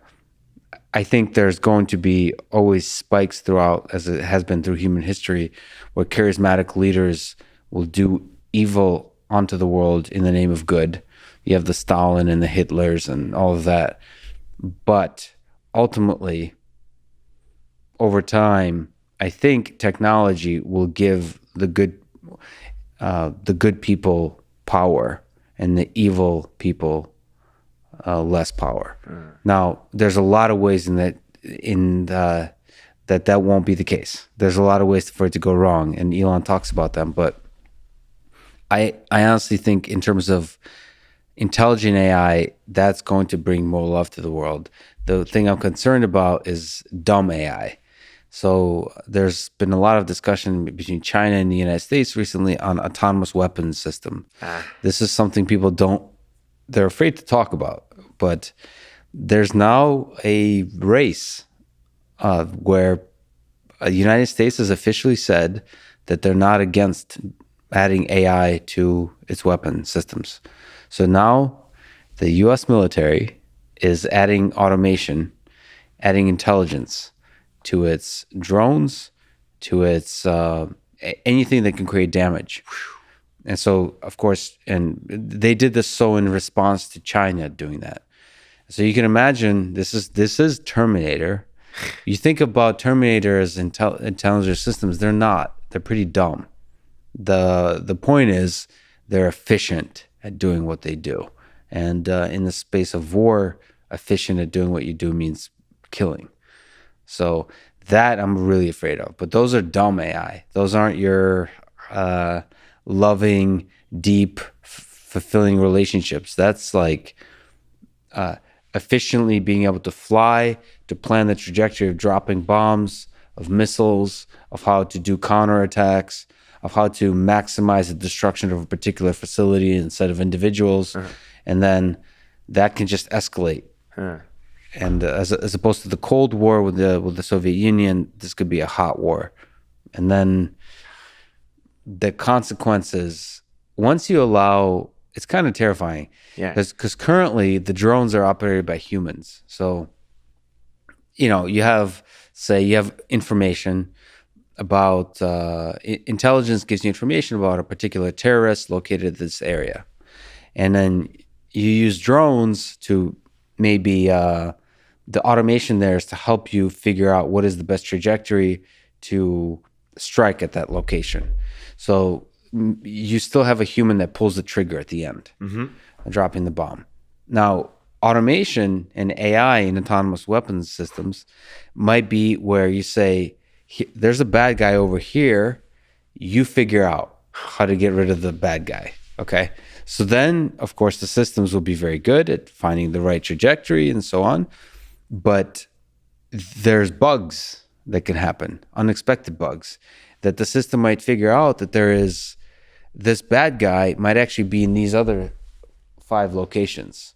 So might make sense to cover the entire area, right? And so you might drop bombs on the entire area. And then, that's just okay. So that's going to lead to a lot of destruction at the scale of a city. But then you can immediately take that to nuclear weapons. If you add automation to responding to counterattacks to nuclear weapons, you might get information that somebody's planning a nuclear attack on the United States, and the AI system will immediately respond. And, it can respond at a scale of launching nuclear weapons itself. And so there's all of these possibilities that don't require much intelligence. And that's exceptionally concerning. I'm like you. I do not believe there is babies that are born bad. I think people do bad things because of their experience. However, if I look through my experience and from what I can see, is very often men of power wants more power. That's what makes me afraid. No, absolutely. I've come from the Soviet Union. Stalin is arguably one of the most powerful humans in history. He's not talked often enough about by the evils he's done. Hitler gets all the attention, but Stalin has done arguably much more evil than Hitler. Yeah, well, this is human nature. It wants power. We see that with institutions. We see that with governments and nations. I think you see this with the internet. People are really hungry for the distribution of power. Like, you see that people are very much distrustful of centralized places of power, of institutions and so on. So I think successful organizations, successful companies, successful governments will be run by people who distribute the power. Like, I don't trust myself with power at all. Yeah.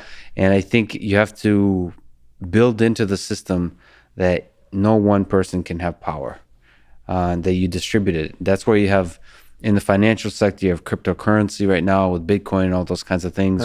People are exploring, how can we avoid the central bank to have the control? How do you put the power in the hands of people, thousands of people, millions of people? And in the same way with military, with any kind of, with technology, I think the future looks very distributed.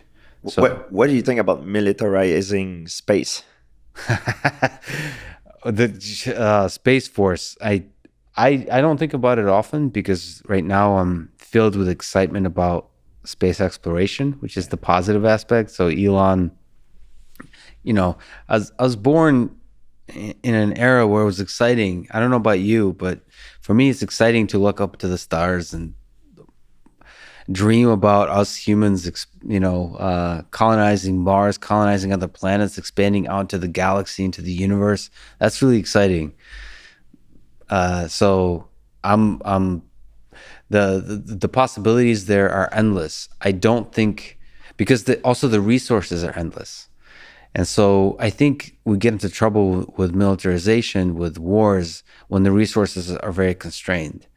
So I think for a while, we're not going to be fighting. The only wars we'll be fighting in space are the ones that kind of I help guess us. another nation to compete. Yes. Who goes to the moon first? I guess That's those kinds of things, or maybe for satellites and all those kinds of communication, and maybe in assistance for like cyber warfare, which is also very dangerous. But in terms of space, the wars out in space, I think everything out in space will be like positive and inspiring. It's very hard, but all good things are hard. I think this is where I've been talking to a bunch of people about extraterrestrial life. I'm really excited by. I don't know. It's the other thing. When I look out to the stars, it's exciting to me. I know. I think you've spoken about it being scary, but to me, it's exciting that there's intelligent creatures out there, far beyond perhaps the intelligence of our own, that are just too far away to explore yet. But we might one day come in contact with them. So that to me is the ultimate motivator: is to meet other intelligent life forms out there and connect with them. Have you ever meet Jacques Vallée? No, but I've been in communication. I hope to talk to him. He's amazing. He's French. Yeah. I know that there's Have you ever met him? many theories about. Yes. If there's alien, we don't know, right? But some people think it's from another star systems. And Jacques Vallée has to make a long story short, he has a different theory. He thinks it's perhaps beings that could be living in a different dimension than us. And the reason why he says that is when he makes an experiment, when there is a sightings very often of a UFO. Let's say I'm the UFO. That you have three guys. They are looking at the UFO very often. One experiment that you can do, and sometimes that is the case, you ask your two friends to walk on the side, and there's a point that it's like a corridor. You see the UFO, and then you stop seeing it like a corridor, and that's one of the reasons why he's saying that it's perhaps a dimension. And I found that fascinating. This is what, to the discussion of consciousness and all that, it feels like we might be just experiencing a very particular slice of this universe. We might not be understanding what's at the higher dimensions, or higher dimensions in whatever form that means. There's all these physical theories now that describe a world with dimensions that's much higher than the 4 dimensions of the 3 dimension of space and the 1 dimension of time. So whatever the hell is going on in those other dimensions, it could be something. Unfortunately, this is the sad part. It might be something we can't even comprehend with our human brains. I agree. That the limitations are just, we're just descendants of apes. So it might not be possible to even understand. Is there alien? Is there another dimension? Are they human from the future? Is there perhaps Chinese or another, you know what I mean? A group of people that are working with the technology far behind. But you know what, Lex, I had a chance to meet, because of the sport I'm doing, I met a lot of people in military and politics sometimes that I ask them every time. I met one this week, and I asked him, I say, hey, is it true about the UFO? Is there? And he says to me, he's like, before I ask him, I say, hey, sorry, I have to ask you a question. I was in Los Angeles. And I said, sorry, I have to ask you a question. He said, oh, you want to ask me about UFO? Right away, you knew it. And I said, yes. He saw it in your eyes. He said, yeah, there is things that flies that we don't know. But he didn't tell me, he doesn't know it. They don't know if it's alien or whatever. But there's things apparently that are detected. And I know you met Fravor, Fravor is fascinating. It's crazy. It makes me sad that we live in a different era now that it used to be a subject that was ridiculed, and now it's so cool that it's, I'm very excited to live into that era, Yeah, it's really exciting, but still the governments are kind of behind the times on that aspect. Is they're not transparent and they don't communicate well. It saddens me to think the possibility that the US government might be in possession of something that they don't tell the world about because they're just scared. It's because they don't know what the hell it is, and they don't want the Chinese to gain the technology or all those kinds of things. Do you think the president of the United States, for example, because the president comes and go every 4 or 8 years, do you think he would know all the secret, or it would be a guy like, for example, Vladimir Putin would know much of you know what I mean. I don't think the president even knows all the secrets. The U.S. right? president, yeah. I don't think so, I don't because think so either. they go back and forth. You know, every 4 years. You know, they have the terms, right? So I wasn't sure before, but I think I could trust the previous United States president of Donald Trump that if he knew, he would probably tweet about it. So Perhaps. I think from the I've worked with DARPA, I work with DOD at clearance, and I think from the perspective, if you see the world as fundamentally a dangerous world, where secrets are important to have from a military perspective, I think it's very unsafe to tell the president of the United States that you have this kind of technology. So if you think of the world in that way, I hate that that's how that world is viewed, because ultimately I think what's more powerful than the military secrets, and I hope that actually is what will happen in the 21st century, is what's more powerful is inspire people, inspire the young Elon Musks of the world to create cool new things. If we have technology that we've have encountered that we don't understand, that should only be inspiration to develop that kind of stuff. It shouldn't be seen as as a military threat, as a secret to hold on to. I think secrets, I hope we more and more let go of the idea that there are secrets that give us advantage. Like in the tech sector, people are more and more releasing the software. They're making it open source. Like secrets don't make sense. They share the knowledge, right? Share the knowledge. Like being afraid to share the knowledge, I hope is an old idea. It's more, when you make things more compartmentalized, you know? Yes. Yeah, right. Well, yeah, that's the other thing, is the bureaucracy of government is like, people only know their own little thing and they don't spread the information. It doesn't travel well. I mean, there's a lot of just inefficiencies it makes me sad. It makes me sad because the science, the engineering that happens in governments, like Lockheed Martin developing the different airplanes that they're used for military applications, is some of the most incredible engineering ever. And it's secret because they're afraid to share it with the Russians and the Chinese and so on. But on that topic, I do think somebody like Vladimir Putin would know, probably knows some stuff. My God. I would love to know what he knows. But then again, you never know, because even he is, people think of him as an exceptionally powerful person, but he's also just managing a bunch of tribes. His power is very limited. He's trying to hold together a bunch of greedy, power-hungry madmen. That's right. Okay. And he's trying to establish a balance. He might not know everything. So I hope this changes, because I think there's nothing more exciting about. I don't even know if there's a human that knows. You know what I mean? Like this idea that there's some alien civilization that land on the White House and say, "Hi, I come to meet the president." And like, why would they do that? You know what I mean? It's kind of absurd, Well, I do think that actually, I mean, that's one possibility, right? Is if an alien civilization really wanted to contact us, I think everybody would know. So I think if there's any kind of interaction between humans and aliens, I think most likely what we're interacting with is a crappy, like, probe drone thing that kind of just like it's like this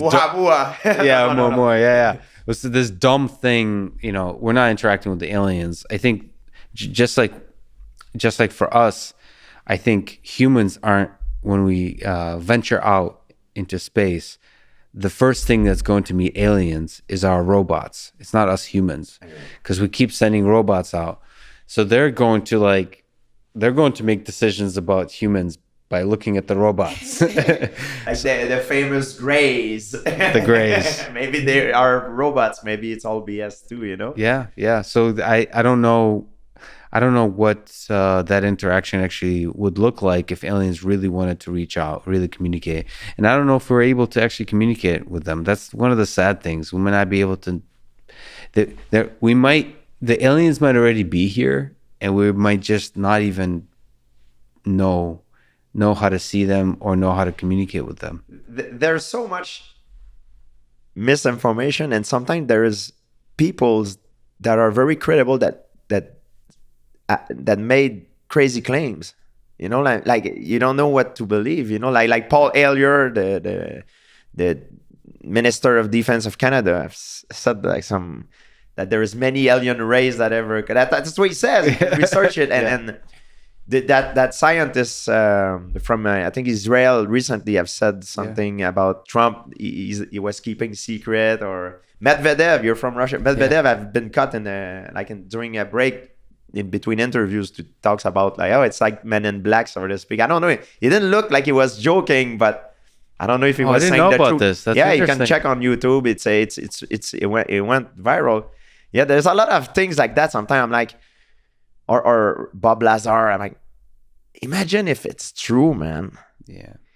Imagine if we're like a fish in the water. We live in our own world, and sometimes there's a fisherman that grab the fish, take him out of the water and throw it back in the water, and the fish goes back to the other fish and say, hey, there's someone that take me out of the water, then I've seen things that I did not like. Imagine if it's true. Like and one other thing, like I wanted to ask you, because you were consciousness, how about dreams? What is a dream? Yeah.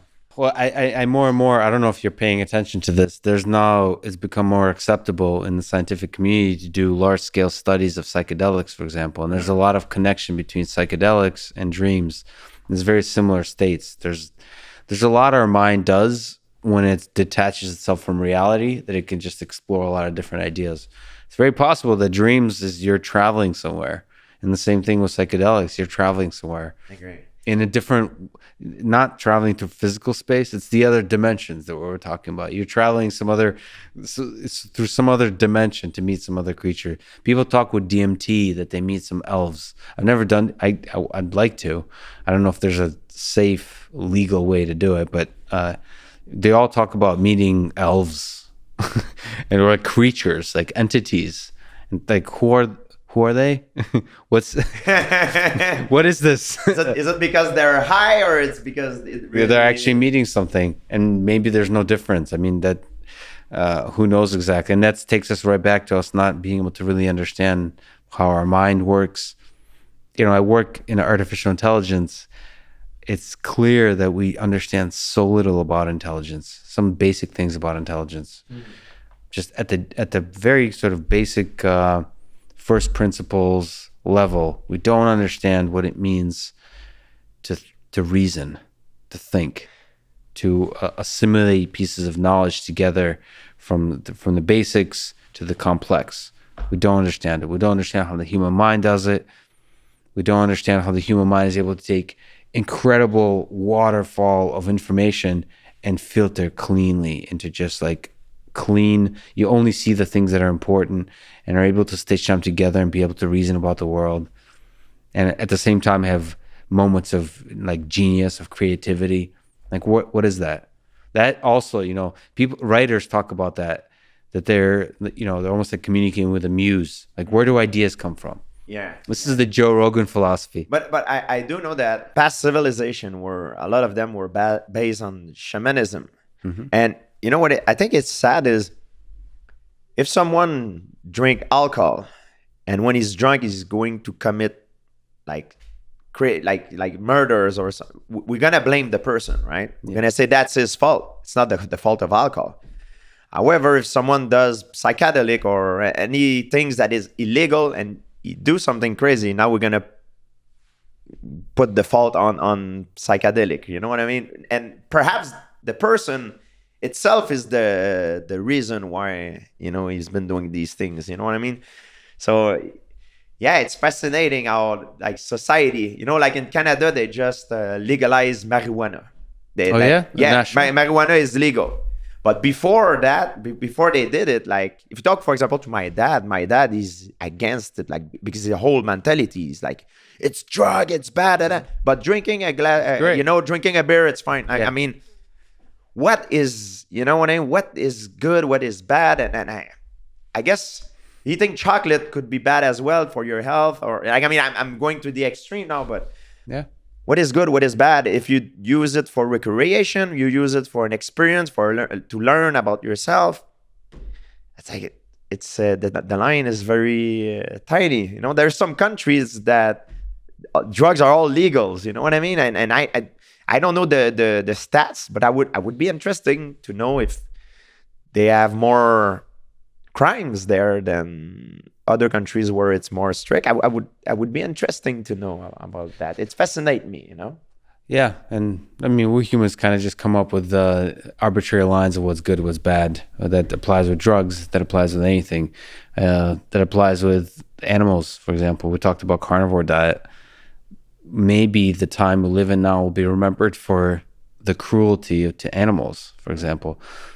And I believe the 21st century will be remembered for our cruelty to robots. That eventually there will be a civil rights movement for robots where the ones who choose to be conscious, the ones who have consciousness, will say, we deserve rights too. We deserve to be treated with respect too. How about the people we put in jail? People put in jail. Maybe I think in the future we'll look back and we'll think of ourselves being stupid to put people in jail instead of, like trying to fix the problem in at the base. Of course now or I guess it's our ignorance that made it in a way that we cannot sometimes understand what makes sometimes a psychopath or a murderer. But if we can pinpoint the problem and take care of it before, you know what I mean, or made it in a way that we can reestablish that person in the society, who knows, what was the future's hold. It's interesting. We live in an interesting time. You mentioned your father. What have you learned from your dad? You mentioned he was an important part of your childhood. My dad is amazing. I grew up, we didn't have a lot of money, but it doesn't mean if I'm born in a nice country that always nice thing happen, My dad for me is a big role model because I see him through my life facing a lot of adversity.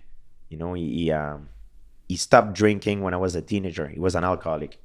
And I've seen him struggle through that, and it was very, very hard. And I've seen him work like crazy hours, like leave in the morning, come home at night, burned out because of work through almost all his life, to the point that it became a slave of the system. Yes.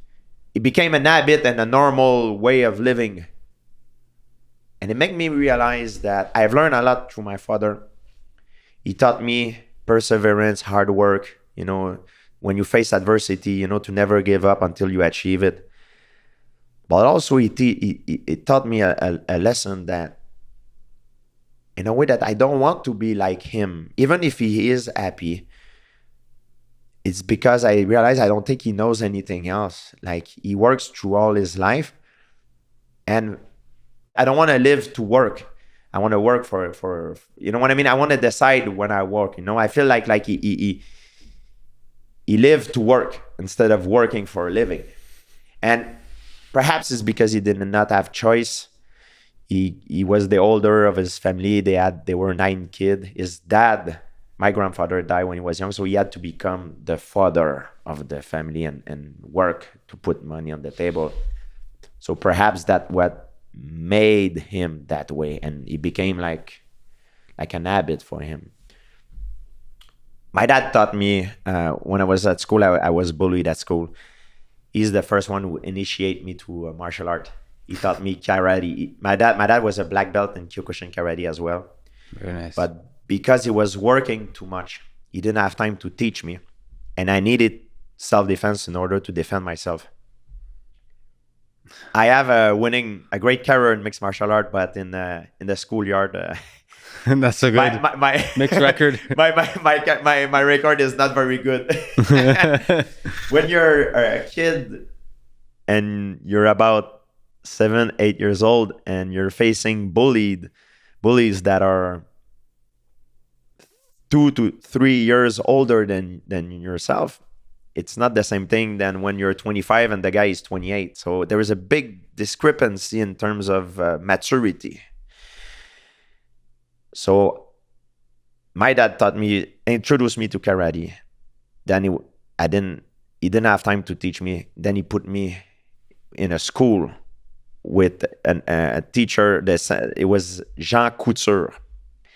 And I grew up with a lot of anger. And there were two persons I was afraid growing up. It was my dad. My dad was very severe, very strict with me. And I'm glad he was, because I could have become very bad. I could have become chosen on a different path.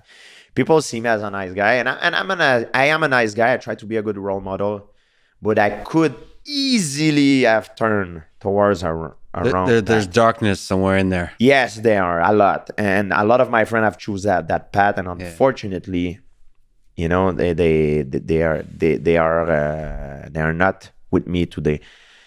Even if I'm from Canada and Canada seems like the nicest country in the world, like I said, it's even if you live in the nice country, not always nice thing. It depends of the situation. But that's what my dad taught me, you know, and he gave me that because I'm very good at learning by observing people, and by observing him, I see the struggle he had with alcoholism and what he did, the pain sometimes that he inflicted to us, to my family, but how he did a 180 degree, and I really admire that. And I know it was very, very hard for him, and he did it, you know, and for me, that's a great role model for me. So, with your dad being an engine of basically hard work, and you finding a balance of being able to work your ass off, but also to be able to enjoy a piece of chocolate, what does a perfect day in the life of George St-Pierre look like? So, like, if you were to go through a day that's very productive, but also one that makes you sit back and enjoy and say that was a good day, what's that look like? What are we talking about? When do you wake up? What do you eat? What do you do? It changed over the years. When I was younger, I have a good day. It was like a good training session, or you know, achieving good thing in my training, you know, and that's why I was very good at it, because when I was obsessed, you know, I think to be good at something, you need to become obsessed. And to me, performing in my training was everything, you know, like when I had a bad training session, I didn't tell my training partner. I was acting like because of my ego. I didn't tell nobody. I was like, hey. Then I go in the locker room. I'm like, fuck, man. Then I'm playing the training in my mind. You know, I'm saying, okay, I should have done this, should have done, and it hunt me. It hunt me, man. It's a training, and it hunt me until the next training session when I can redeem myself. That's how it is. When we used to train in all together back in the day in Canada, we had David Loiseau, we had Patrick Côté, we had Dennis Kang, Steve Vigneault, Jonathan Goulet. There was all like the best guy in Canada that were training with each other. Before, we were training in different gyms, but once a week, I made it in a way that I contact everybody, that we all join force and we exchange ideas and we train with each other. So a friendly, I would say friendly competition. It was not malicious, but it was hard training, you know, like not, our goal was to improve, you know, but it wasn't very competitive. And when that day you used to get out of the training session with a bad performance, for me, he used to hunt me until the following week when I could give it back and perform better with the guy that I had the most trouble with. That's how it was. And that's how you get better, you know, but it was not a training where it was, we were trying to do malicious thing to one another. You know what I mean? it need to be playful but competitive. That when I had a good training session, because the sparring was on a Friday, I had the best weekend in the world. I was going out with my friend, drinking and partying and have fun. That was my ideal day back in the day. Today has changed. My life has changed. Like I I am not the same person I used to be when went on my knees and begged the UFC for a title shot. You know what I mean? I am. I'm wealthy. I'm healthy. Most importantly, that's the most important thing. And as man, I'm gonna tell you the truth. As good as my career was, man, my private life, man, is a million times better, man. And people ask me sometimes. They always wonder. They try to ask me, and it's normal. It's a lot of people is curious, and the reporter. And in the sport of mixed martial art, we say we play basketball, we play soccer, but you don't play fighting. So when you expose your private life, we've seen that happen in the fight with sometimes Conor McGregor and Khabib. Your competitor knows that he cannot get to you, so what he will do, he will try to get to someone that you love. So me, I never expose my private life. I never post Instagram of my family, of my stuff. That's the reason why. Because I'm in a business of fighting. And people know that they cannot get to me. And I believe that because I was bullied when I was young, I didn't realize that when I was young, but it helps me deal with the mental warfare that I had to face later on in my life in mixed martial art, because it's a very egotistic sport, and there's a lot of intimidation. And I've been used to this thing when I was young, so it does not get to me. However, the good way to get to me, go try to get to someone I love. Now, man, I'm gonna go crazy. You know what I mean? And I'm aware of that. So in order to protect myself, I always, because I'm aware I'm a public person, so I try to always keep my surrounding like in a private. Yeah, one of the ways that your friend of mine, Joe Rogan, has been an inspiration, that he's got like an incredible family, and he, for the most part, it's started to change recently. Actually, it's kind of interesting, but for the most part, throughout his life, he kept it pretty secret.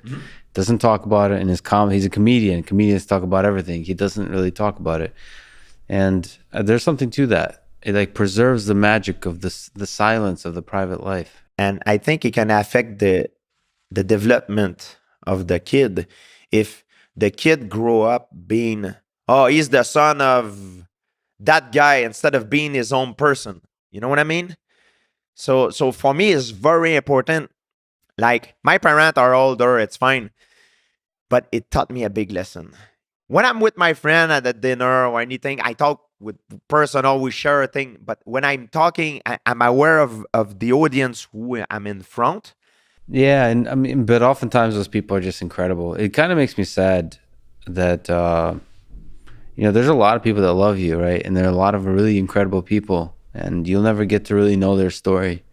That's I mean, I don't know. For me, it makes me sad. You see them like at airports and stuff. People will tell me they listen to this podcast or something like that, and I could tell they're incredible people, and it makes me. It's like a little goodbye of a possible friend. I don't know. It makes me sad. Right. It makes me. It's lonely. It's almost like celebrity is a lonely thing. So the higher the celebrity, the more lonely you become in some kind of way. But of course, you have that little gem of a private life where you can. Personally, I believe every relationship, I like, I don't like to use this term, but it's always a give and take relationship. Like you can gain something, and the person, like it could be something like not materialistic, like something, oh, he's a good confident, like he's someone that they can give me good advice, or it's a word I would say like extensional. Like if a pilot as a co-pilot the co-pilot is as a extensional relationship with him. So he knows if he gets sick or he faint, he's there to make sure, he's there to help. And I think in every relation, it's about compatibility, but it's about extensionality, right? In a way that if that person is extensional, and sometimes we talk about love, like sometimes I think is it a BS word or not? Because I myself sometimes I look at myself in the mirror, and when I do stupid thing, sometimes I love myself a lot, and sometimes I don't. You know what I mean? Because I'm angry at myself. I've done stupid thing. So that means sometimes love could be fluctuating. You know what I mean? How about in relationships? Sometimes people they say, oh, they love each other, but then when they divorce, they go, oh, I want the house and the dog and the kids stay with me, and you know what I mean? If you love, by definition, if you really love someone, and let's say you're an old man and you love a woman and she decides to leave you for a younger man, if you really love her, you're gonna help her pack and leave. But in our society, sometimes we want to hone something. To me, love includes the missing somebody, the losing somebody, the anger at somebody. It's all the passion, feelings towards somebody. That's all love. Like it's all part of the thing. It's the ups and downs. It's the sad thing is when the feelings towards a person, the ups and downs go away. The forgetting. Yeah. That's the opposite of love. So the opposite of love isn't hate. To me, the opposite of love is forgetting, and that's a much bigger. That's like the depth of human connection. That's how I see love. So sometimes I try to stay positive, and I've been asked how I try to, because I have the image of someone who's positive, but I go through my own demon as well sometimes. However, when we talk about love, when I was young, like like I didn't love who I was at first. That's how I learned to kind of love myself. Like I didn't when I was going through bullying, I believe I was bullied because I didn't love myself.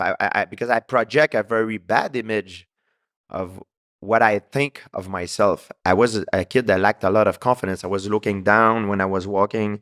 I shrugged my shoulder. When someone was talking to me, I was avoiding eye contact.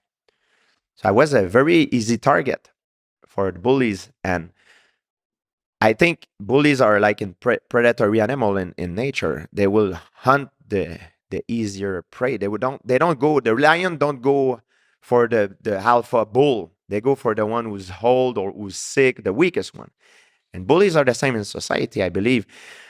And I didn't like to be bullied, of course, but I didn't like the person that I was. But I found out through martial art, the respect, and my coach was extraordinary to me. He taught me discipline and self strength. And I found out that I needed to, in order to love myself, I needed to change myself. Because I didn't, when I looked at myself in the mirror, I didn't like what I saw. So I decided to become like someone that I would love. So I tried to look people straight up, and trying to showcase a more confident image that I had. And it was hard in the beginning because I didn't really believe in it, but I fake it until kind of I make it.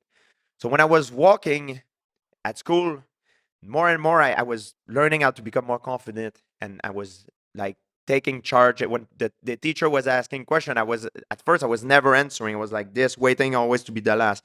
Then I was, hey, I know what the answer. This is the answer. I got out of my comfort zone, so to speak. And I wish I would tell you that I got out of bullying because a Hollywood story. I use martial art to beat up all the bullies. But it's not how it happened to me. It happened because I changed myself from the inside out.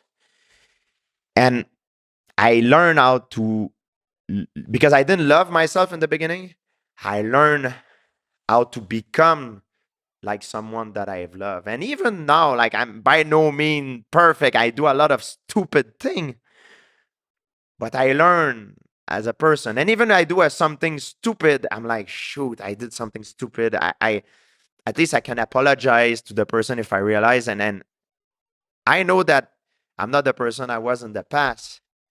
I'm the person that I am right now, so I can learn and become that image of the person that I love. So in a way, the reason I'm trying to be positive and I'm able to stay positive sometime in life is because I'm always trying to be like that person that I love. Yeah. And I think if you don't look yourself in the mirror and don't love yourself or don't see any positive future for yourself, how can you change your environment if you cannot change yourself? You know what I mean? You will never be happy if you're not happy when you look at yourself in the mirror. So change yourself first, then change your. It's not the environment that gonna change for yourself. It's you have to go from the inside out.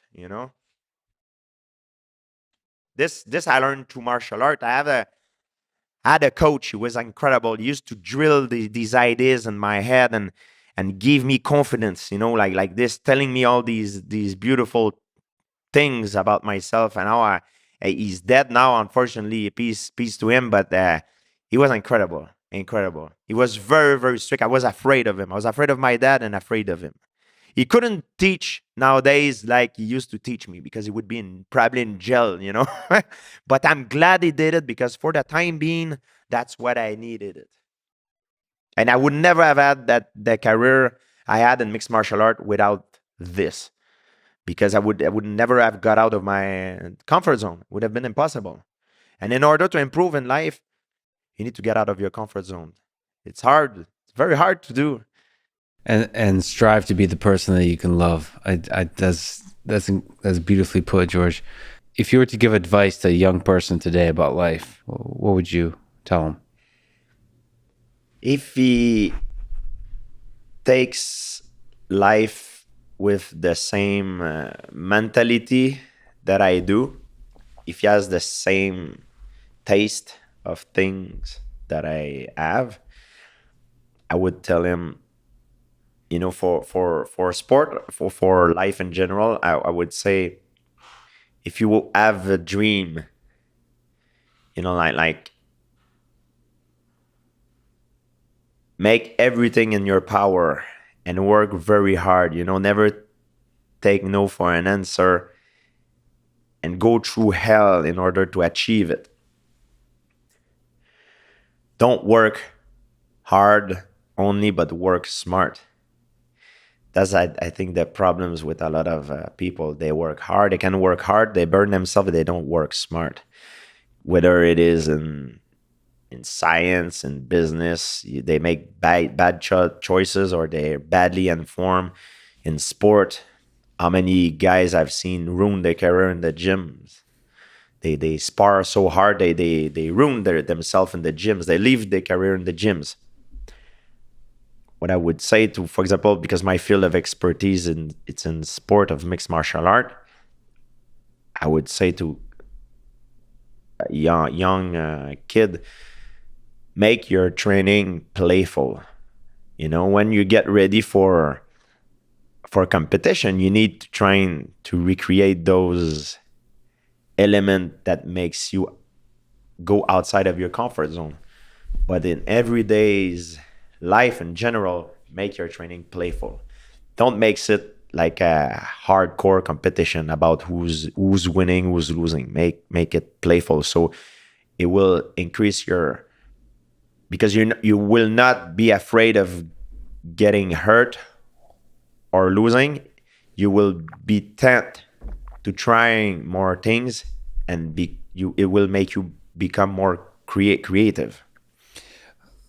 That brings up another question about learning. So you value knowledge, and you're exceptional at basically being very good at learning and figuring stuff out, new things, or going deeper on the things you already know. So what advice would you have for how to learn effectively? How, you say work smart. How do you figure this game out?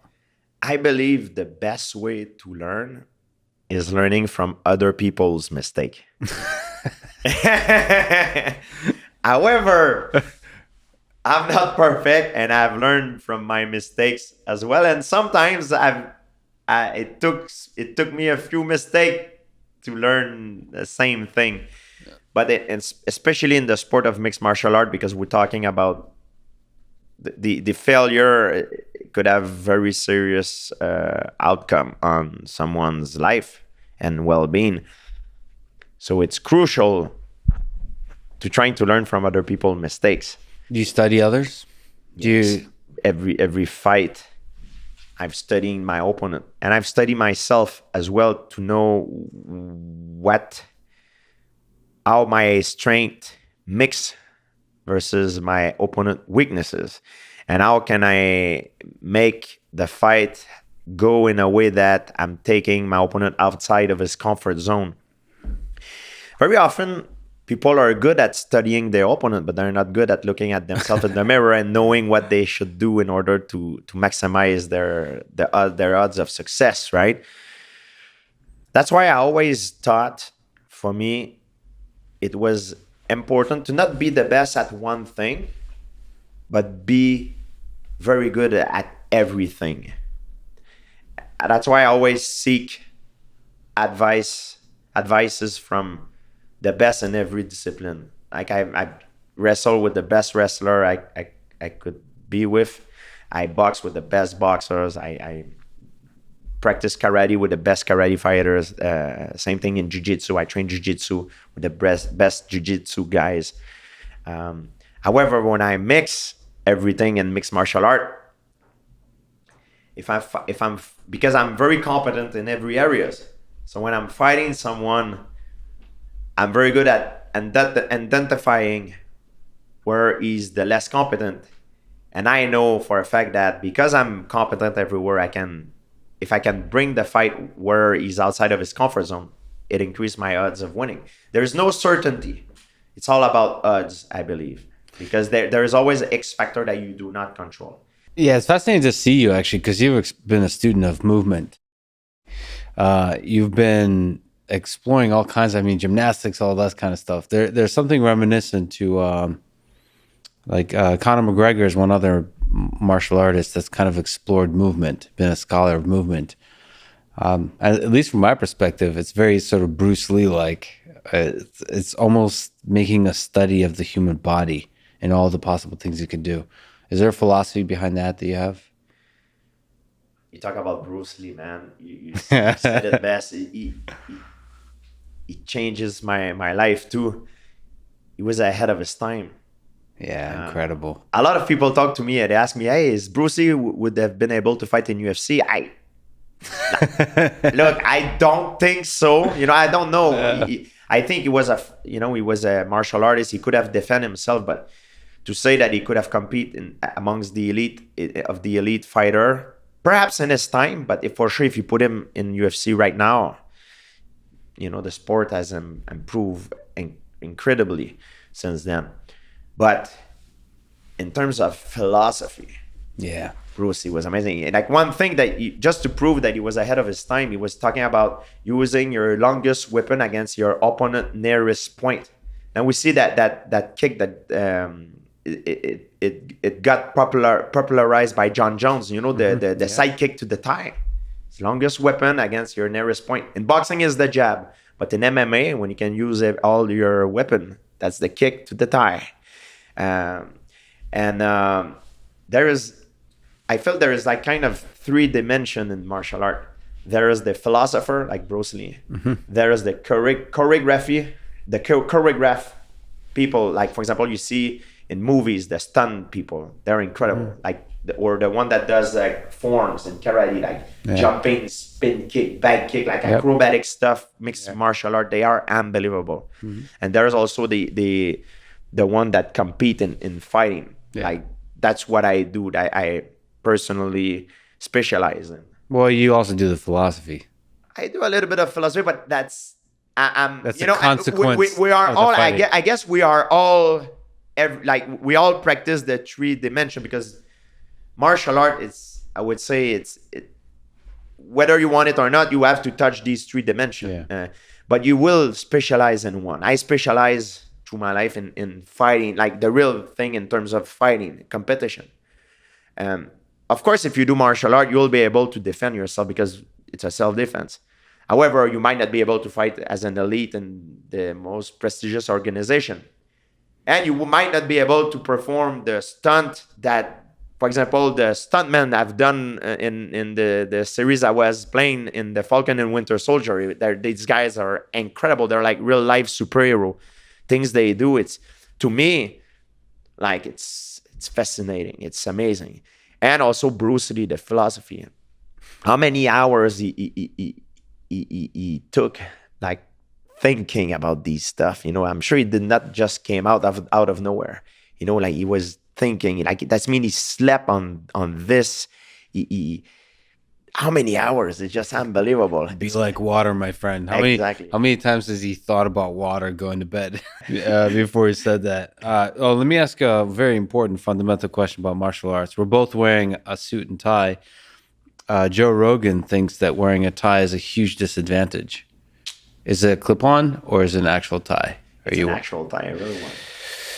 So, do you agree or disagree with Joe Rogan that wearing a tie is a martial arts significant disadvantage in terms of combat, in a combat scenario? In a fight, I think it would be a disadvantage. Yes. Okay, but I work as a security bouncer in nightclubs and event when I was 18 years old. Yes. And sometimes I had to work in certain event that I was in suit and tie. I never had to use my force to take someone out when I was in suit and tie. But if I would have had to, before going to the table to physically take the guy out, I would have removed my tie.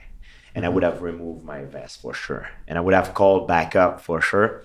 And I would have probably used the element of surprise to be first on the guy. Yes. When you're in a bar, same thing. You call back up first. And you make sure you ask the waitress before to clean the table before you go. Yeah. And when you go, you have to use the element of surprise. Yeah. Because fighting in mixed martial art and fighting in the street, it's two different things. And yes, I'm a mixed martial art competitor. That's what I've done all my life. But I had a lot of street fight in my life. A lot when I was in. What's the difference? What's like Oh my God, it's a huge difference. There is guys that, if I would have a choice, to fight, like, for example, certain guys in UFC in a street fight and fight like other guys that are not in UFC, I would maybe sometimes pick guys that are not in UFC, not necessarily. Because in a street fight, there's no referee that says go.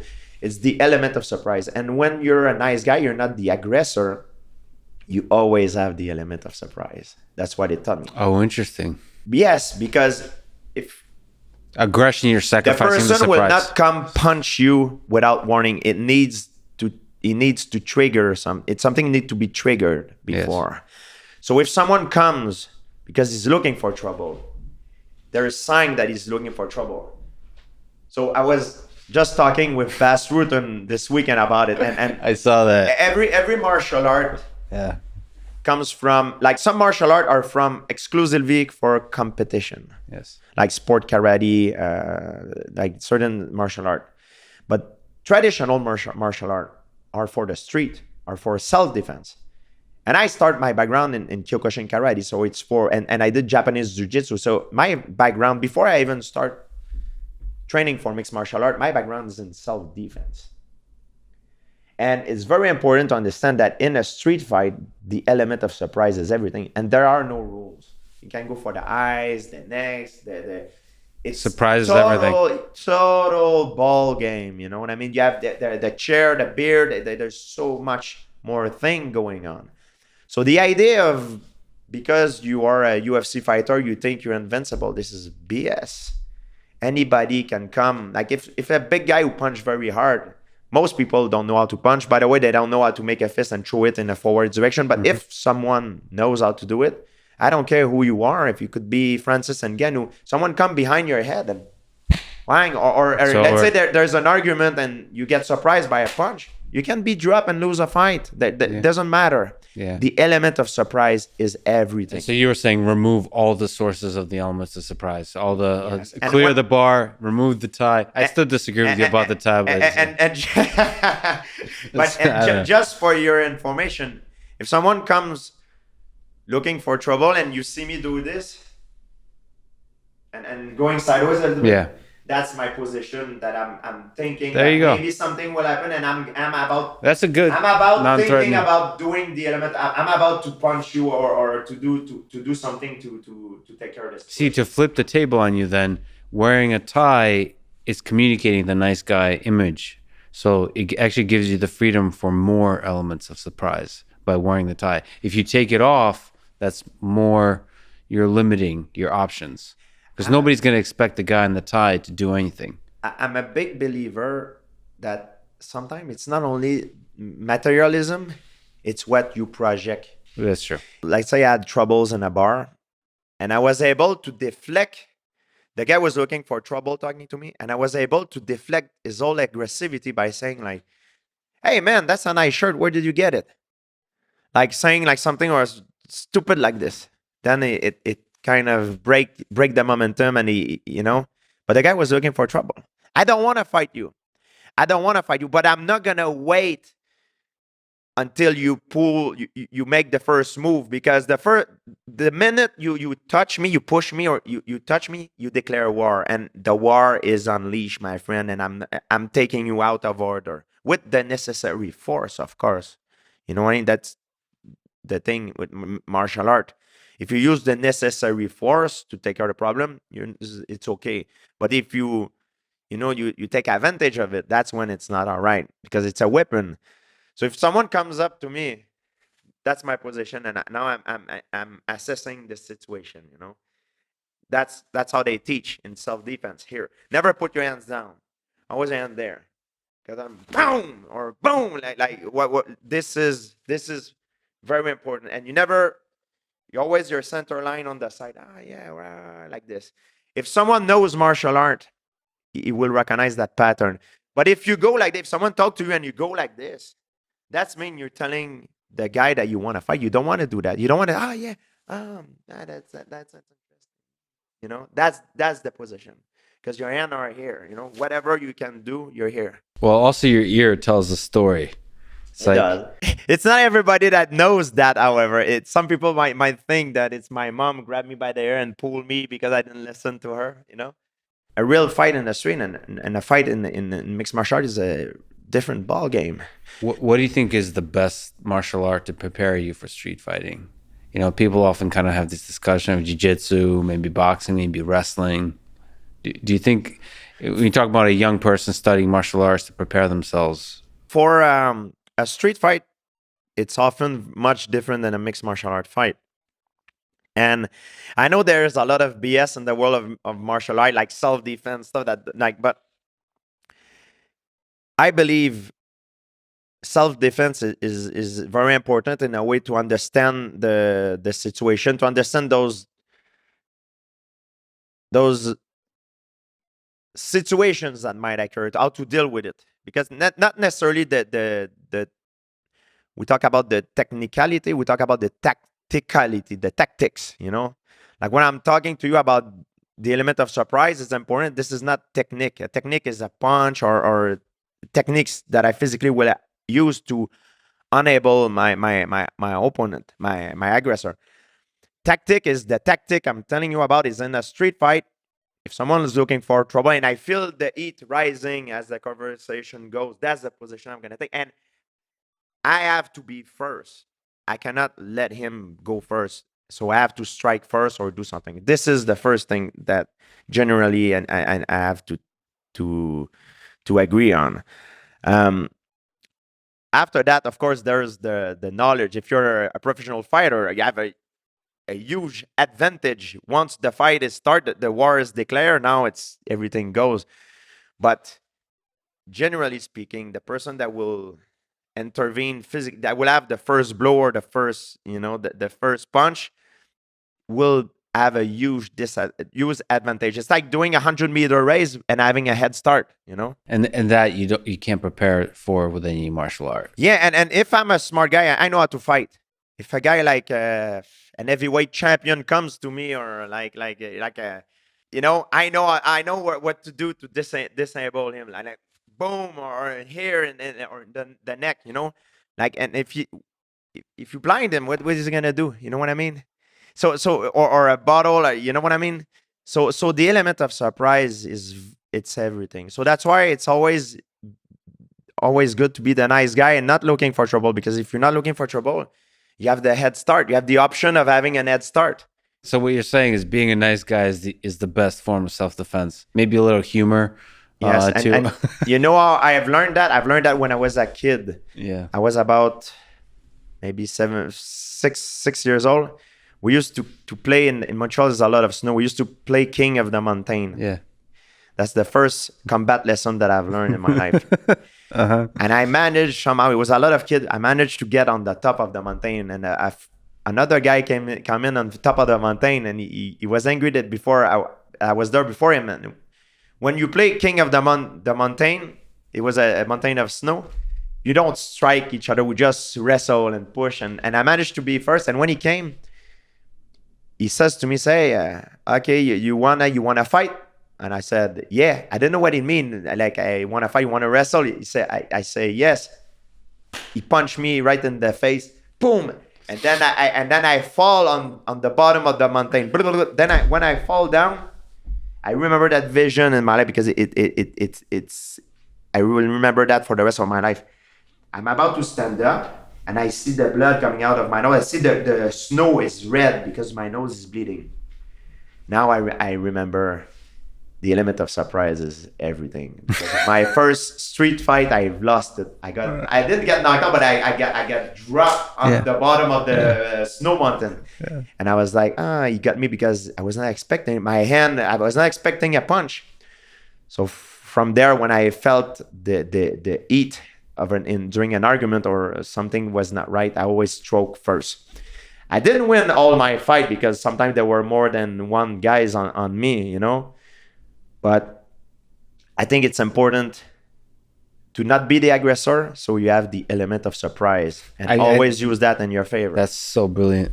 Let me go from the very practical to the most impractically huge question about the meaning of life. You said that when great depths of unrelenting sorrow are punctuated by great peaks of joy and liberation, the result is delicious. So what do you think is the meaning of this whole journey that we're on, this life? What makes life delicious? To me, you know, satisfaction is the end for me. Like I always, if I'm satisfied, that's mean I have nothing to live for. Yeah. I'm not talking only about my career. I'm talking about my life. What do you want in your life? You want kids, you want a family, you want to be champion. What do you want in your life? You have like a long-term goal, short-term goal. In mixed martial art, I achieved what I needed to achieve. I'm satisfied. I'm no longer the same Georges St-Pierre than when I was begging for a title shot on my knees. Mm-hmm. I move on from it. Now I had a chance to go into movies. Mm-hmm. Now that same insane drive that I had to be the champion in the world, now I put it into acting. Like, I'm having a lot of acting class now, and luckily for me, the timing was amazing. I got cast for the Falcon and the Winter Soldier, that is on Disney Plus channel. It's a huge project to be part of for me, because it's like, you play basketball, you have a chance to go for the NBA right away. I was very lucky. The timing was just too perfect. And so you need to constantly challenging yourself and having goals to achieve. You know, like keep your brain activated, like keep working. And the proof of that is that you see sometimes some old people, like, when they retire, very often, sometimes you see that they got sick and they die, or because they it's either because sometimes we think we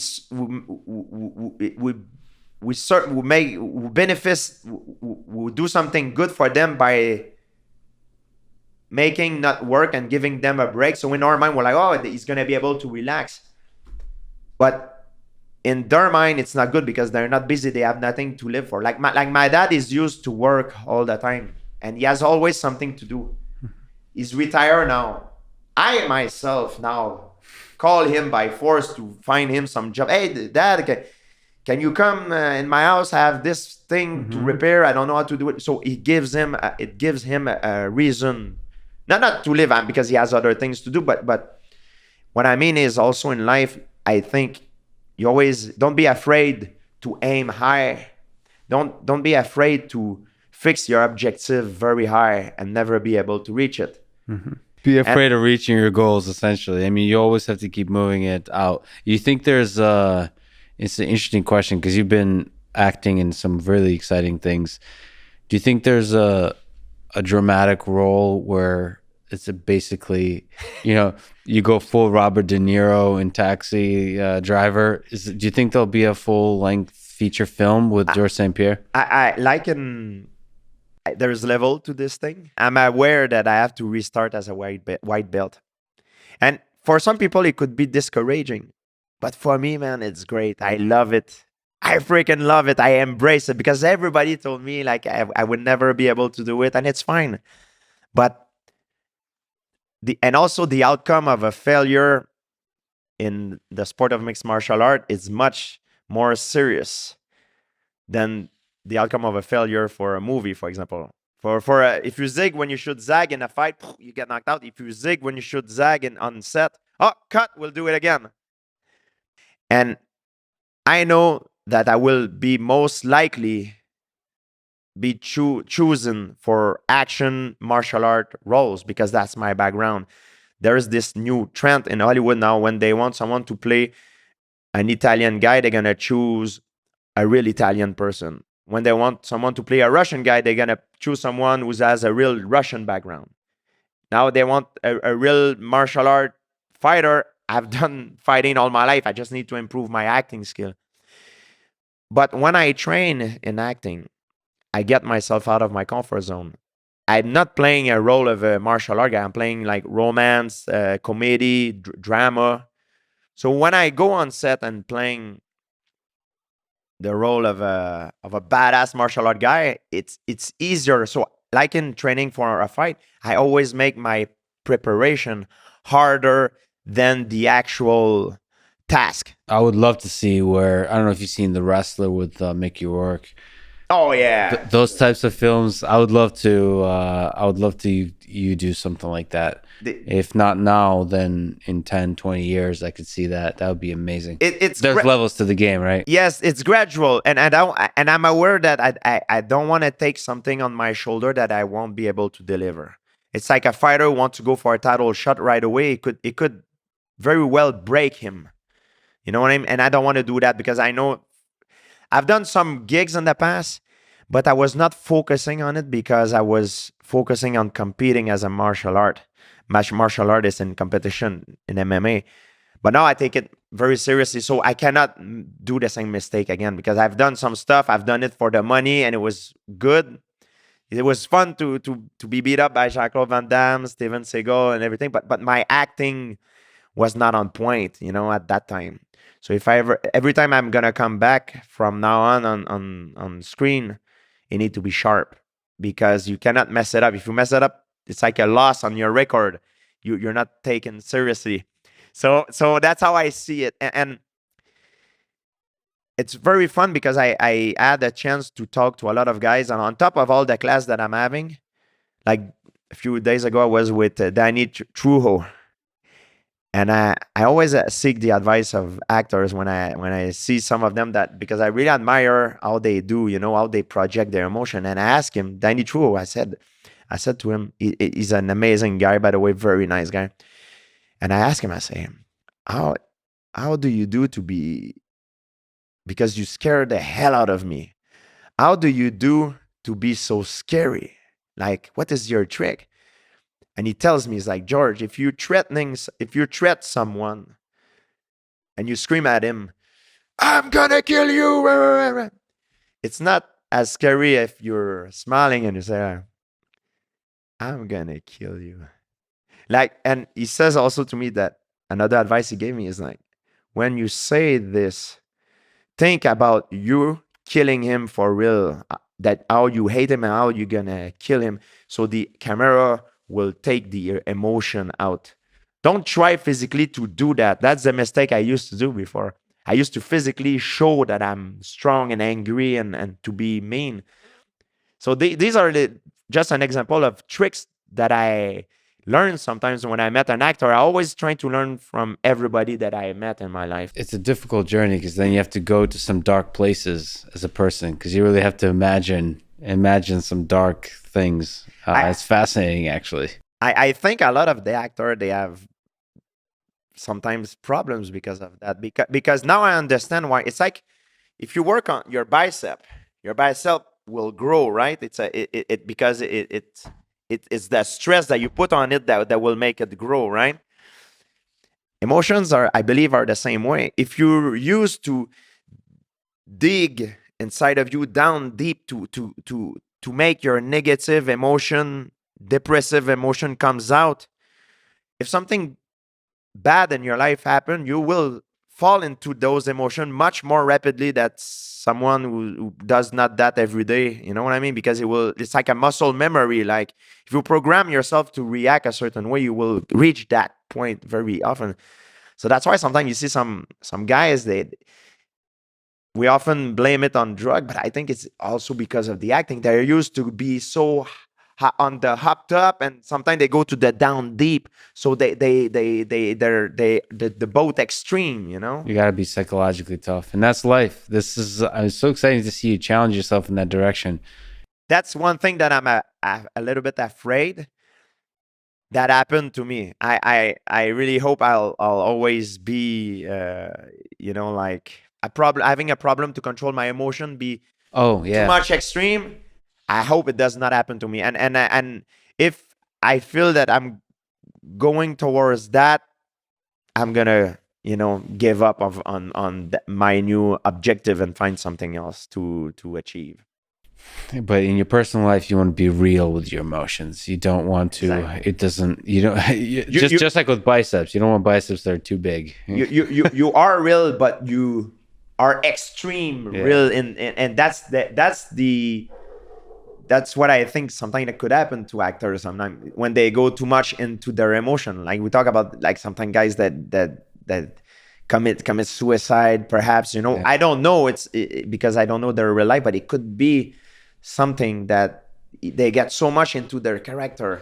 I didn't understand it at first because I never had acting class, but after a while that you have acting class, now you start to realize that, I understand why some actor get caught up in their emotion, because that can have an influence on their life, right? You're on a fascinating journey, George. I can't tell you how much it means to me that you'll be so nice to me, that you'll give me so much respect. Just that tells everything I need to know about you as a human being. With everything you've accomplished, you waste all your time, and you're so nice to me just as a fellow human being. Man, I have so much respect. I'm so honored. And the energy you give me by just even showing up here, I'll carry that forward for a long time to come, George. I love it. Thank you so much for talking today. No, thank you, Lex, for having me on the show. I've been looking to talk to you for a long time. For me, talking to a guy like you, it's a great learning experience, because I always learn, and life is fascinating to me, and all the experience that we have in life, it's something that can make us grow. And this experience for me just, make me grow as well, Plus, we look pretty damn sharp today. So Man in black, my friend. Man in black. Thanks, George. Nice. Thanks for listening to this conversation with George St-Pierre. And thank you to Allform, ExpressVPN, Blinkist, Theragun, and The Information. Check them out in the description to support this podcast. And now, let me leave you with some words from Miyamoto Musashi. Think lightly of yourself and deeply of the world. Thank you for listening, and hope to see you next time.